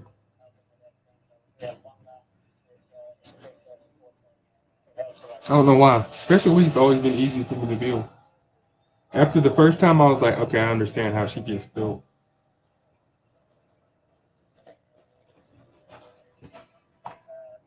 It's like I was like, after the first 2 times I built her, I was like, I got the formula for special week. You know, this is my model build. To be real with you, this is the one I would say to run in one of the next 2 seasons, or maybe my medium build. Maybe it's whatever. It's for the next season. I forget which one is next, but it wasn't for long.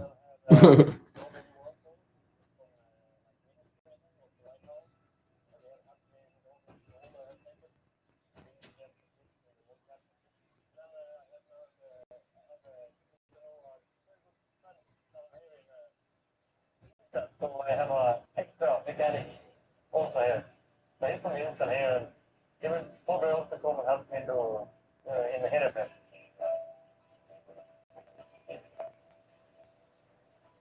Started asking way 6 years ago, but when I was a little kid, I always visited ice way in us in the Netherlands. I always loved to see the ice way kind of hot sport. First, I started in MotoGP and road racing, which was also in us. And after that career, I switched to ice. This season I felt very good. I switched the chassis. I felt from the beginning a lot confident to get bike, and I feel strong. I had been get last week in the European by hitting by 5, so I got a bit injured. But I feel now good. I feel strong, and I'm very much looking forward to the 25 World Championship. So,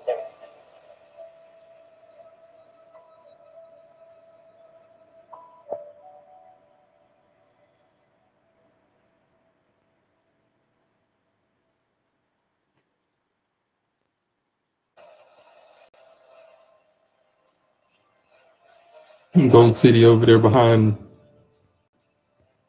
Nice Nature. She's just hanging out there. Okay, let's see what happens. Bullshit making her move. Okay, you just stay back there then. Stay back there then. I want to see how you do.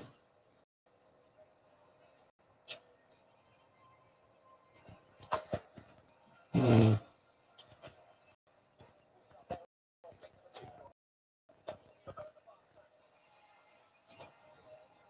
It doesn't really make sense.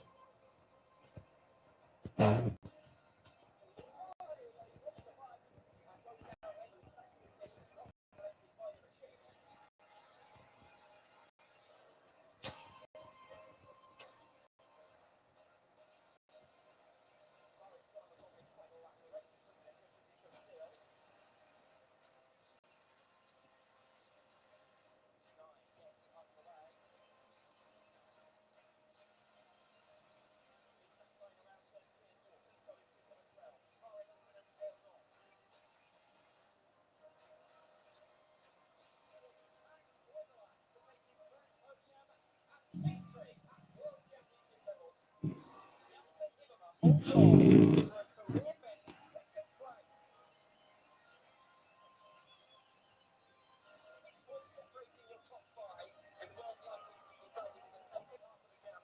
Um,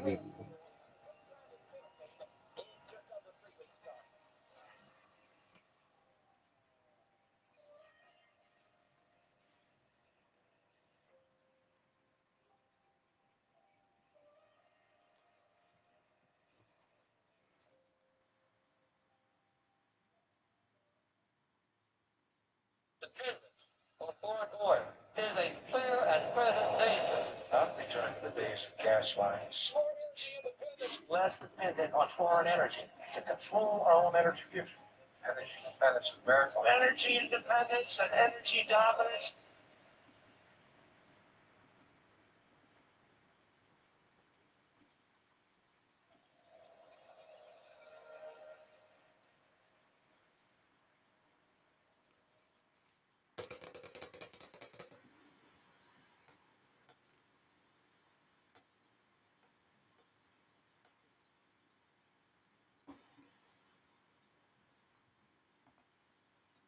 Give you the goo. God bless Bo Nix. He saved our country and protects our freedom. Give you the goo. God bless Bo Nix. He saved our country and protects our freedom. God bless ye Joseph Nix, the King of America. And if you don't bow to him, he'll cut off your face. His face.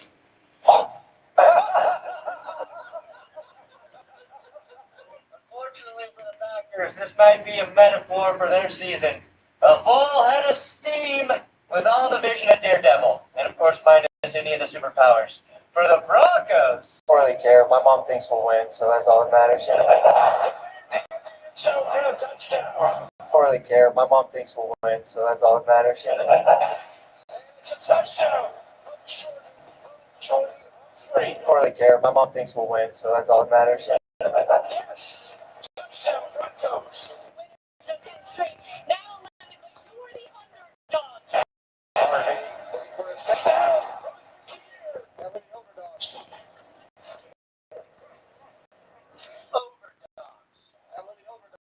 Which just sounds like one of those hot dogs that's been left on the wheel too long at the gas station. Are they frauds? Are they frauds now? Are they frauds now? Are they frauds now? Does anyone believe in the 12 and 2 Denver Broncos? Bo Nix's mom had faith that the Broncos were going to win, and guess what? Krista Nix knows ball. I can't verify, but she may have won Bo Libra of the Year. Apparently, she knows more ball than Vegas because the home underdog Broncos erased a 9-point third quarter deficit to win by 8 points. You look up on the scoreboard to see it was up 2 or 3. I knew someone was up 2 or 3. Should I worry? Should not worry, big guy. Should not worry us, overdogs. Denver has clinched a playoff spot for the second year in a row following an 8-year postseason drought. They now have a 2-game lead in the AFC after the Patriots lost, thank you Buffalo, as well as a 2-game lead in AFC West. They've won 12 games for the first time since 2015, and they have a chance to tie a franchise record for wins if they can get 2 of the next 3. Hell, they can get to 15 wins if things go really well. I think they fucking might. That's boss. Right down interception. Sean Payton was right to talk about the Super Bowl before the season. It's why he has the plump pepper. It's why he's cocksure, confident in the trousers. The perfect man to lead Walmart to the prom. This game convinced me that they really, truly have that potential, which is both exciting and completely terrifying. Got a lot to lose now. Denver earned respect for this win. The media's going to have to kiss our ass. You have to pucker up and kiss our tushies. AFC West is going to have 3 playoff teams again. And the Broncos are not going to be one of them. They can hear me. Tell me how you're doing. Oh, you're going to have to kiss our tushies, and you're going to like it. You're going to like it all, you smug fox. Sorry, I said I would be more mature if I ever got back to this position. And I intend to honor that. I'll handle this win with class. But the Broncos, they're going to be for real after this, in everybody's eyes, I think. And now it's going to be a matter of how long they can stay on top of the NFL. And Broncos fans, we have everything we wanted. And now I think if you're like me, you're scared of losing it. Funny how that works. I'm going to tell you why this 34-28 win for Denver was so important and what still concerns me a little bit about the Broncos. This is That's Good Broncos. Please subscribe to this channel. We crossed 832,000 subs. We're on our way to 1 million. Holy shit.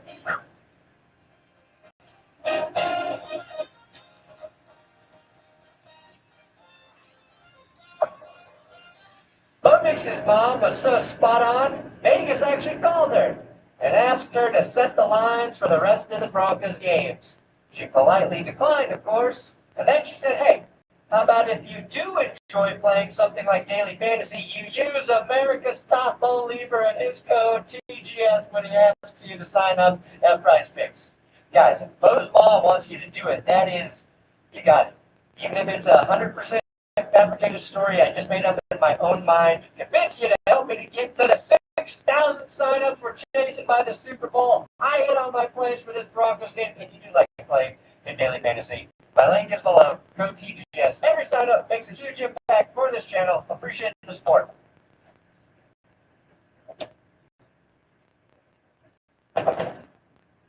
And the Packers, well, those guys love calling themselves the King of the North, don't they?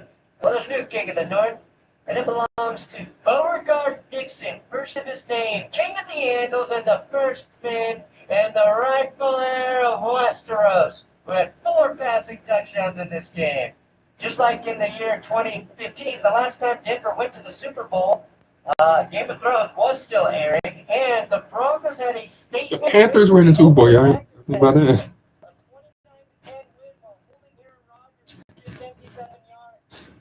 This game, in current time, had a legitimate playoff atmosphere. Up down that hill. All right. Okay. It was chippy, even before the game started. Oh, I love when teams get into it before the game. And it was a hard-hitting game. As hard of a hitting game as I've seen all season. It was 2 heavyweights, 2 teams vying for the #1 seed in their respective conferences. And for most of this game, it felt like these 2 teams could meet again in Santa Clara for Super Bowl 60. For most of the game. Denver needed a serious test for the playoffs, and they got through 1 at home, but oh boy, did they pass. They ran a little bit too, but they mostly passed. Huh? And Bo passed the big thing. That's amazing. That monster earning the big award on this glorious day. Bo is the lead story. Bo Nix played his best game as a pro. He's had 3-4 touchdown games before this one, but none of them came against the defense as good as the Packers, with Denver legitimately needing all 4 of those scoring passes to win the game. He did all of that after R.J. Harvey was stripped the ball by Micah Parsons on the opening drive, when it felt like bad omens were going to haunt us all game. As he does so often, Nix was spreading the ball out to anyone and everyone. Hell, the first touchdown pass was to Michael Bandy, who just got elevated again from the practice squad and got in the end zone for the first time in his 5-year career. He's been cut at the end of training camp 5 years in a row. What a cool touchdown for Bandy. Definitely got a handy after this one. Don't ask by who, but I heard Sean Payton in the locker room and Club Dub yelling, "Handies for Bandy! Handies for Bandy! Handies for Bandy!"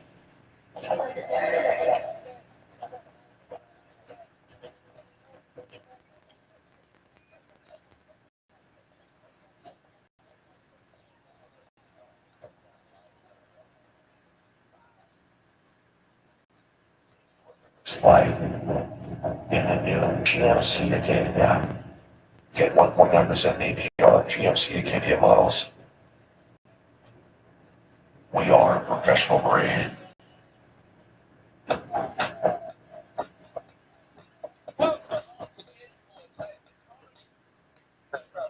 Nix's second touchdown was a perfectly placed heater to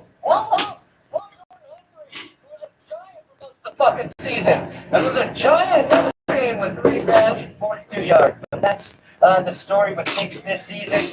Even without Matt Bryant, he's the second most reliable receiver. He elevates his game when he needs to it. And he picked a great time to have his best career game. 23 and 34, 302 passing yards, 8.9 yards per completion, 134.7 passer rating, no sacks, and of course 4 touchdowns. Probably got away with a couple near picks, but when you're hot, you're hot.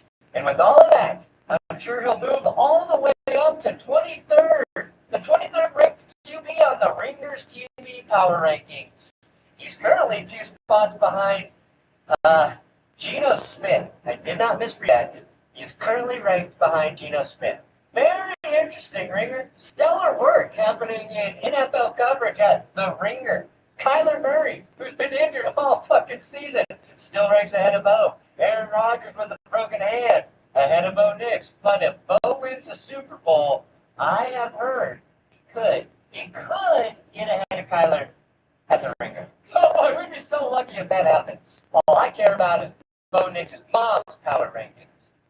My mom thinks we'll win, so that's all that matters. On a serious note, Bill Simmons, your company's power rankings for quarterbacks are the John Watson of QB power rankings. And I have no idea how none of you are in prison. You should be there. Pat Shermer. The defense. The Broncos defense was a classic tale of 2 halves. Denver's D was getting diced up, carved up, just shredded in the first half. Jordan Love threw for over 200 yards in the first 30 minutes alone. And more than that, it just looked a little too easy for the Packers. That was the most first half. Even after getting slowed down, she still flew by Narita. Even after getting slowed down, that's crazy. I've never seen somebody get a debuff as they're flying past everybody else and still win by whatever. That's yeah, sure.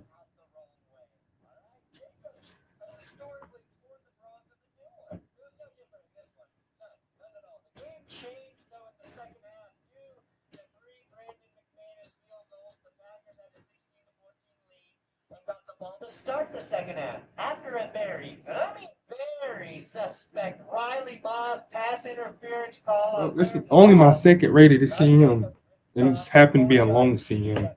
That sucks. Riley, you have to change the sleeves to an even darker shade of blue. I also think you need a fully tinted visor and a dark chin strap. No white skin could show, Riley. Denver was on the ropes, trailing by 9, and the Packers wanted to go for the kill. They really did. Long overdue.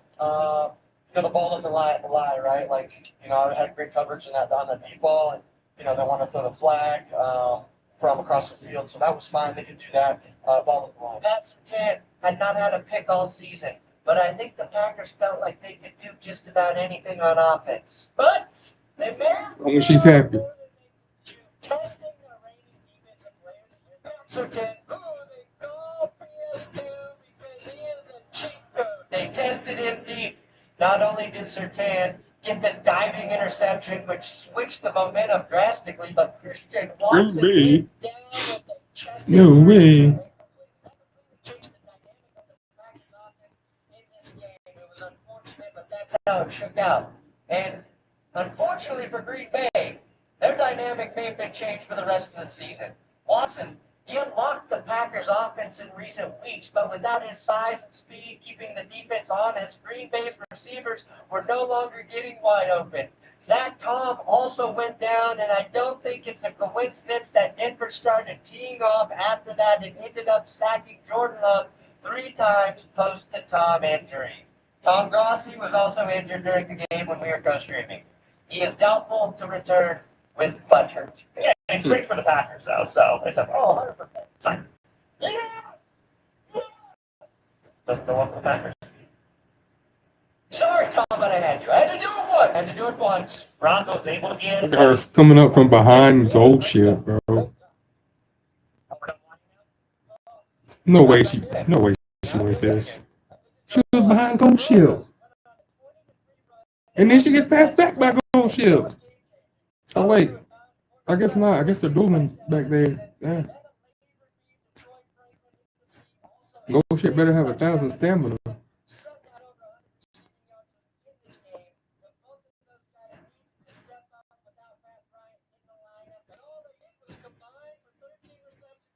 You're special with the All Manhattan Cafe. I see they're boxing me in. They got a little team strategy. They got a team strat. Team strat. Team strat. Boxing. Look at Gold Chip. Afterburners. Gold Chip just takes off. Yeah. Doing Gold Chip things.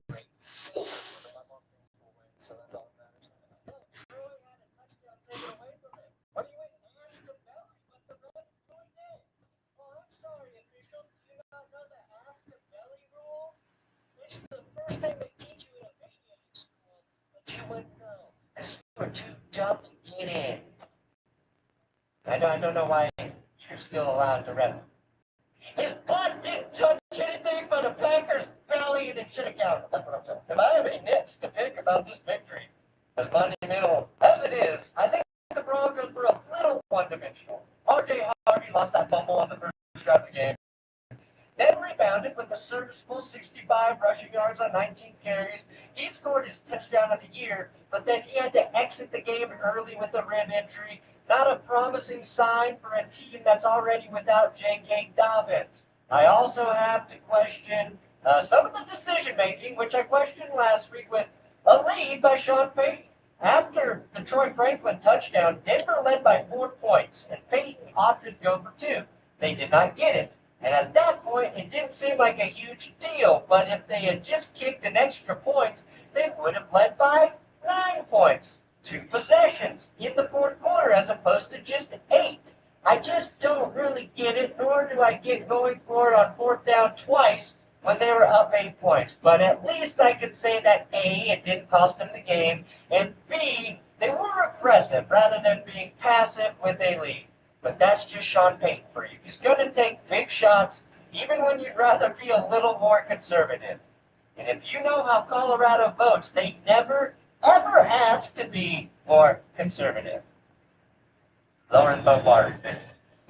Now, some of those decisions by Sean Payton could be corrected if he knew what the fucking score was during the game. Maybe twice. I had to look up the scoreboard to see it. So, I knew someone was up 2 or 3. And I can't recall having to ever do that. Should that worry? Should that worry me, guys? Should that worry you? Yes. If the coach can't remember, if the person calling the plays doesn't know what the score of the game is and they forget it throughout the course of the game while you're playing it, it's a problem.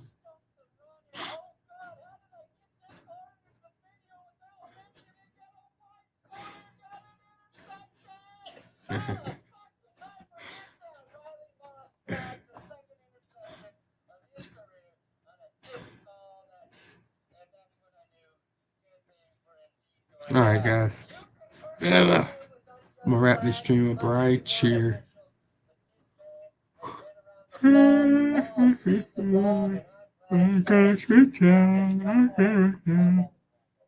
I won't go city to do. I'm curious though. Did you get her other outfit? Nope. Okay.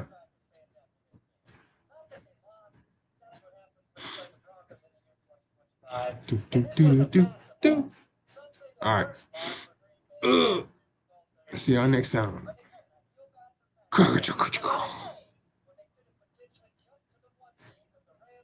We out of here.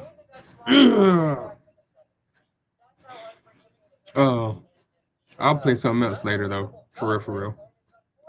I'm not shutting down my channel for today. But that's all for Uma right now. I'm gonna spend some time with my kiddo. So I'll see y'all later. Time to be a father. Y'all have a good couple hours. And I'll be back. I might play Digimon. We'll see. See y'all in a bit.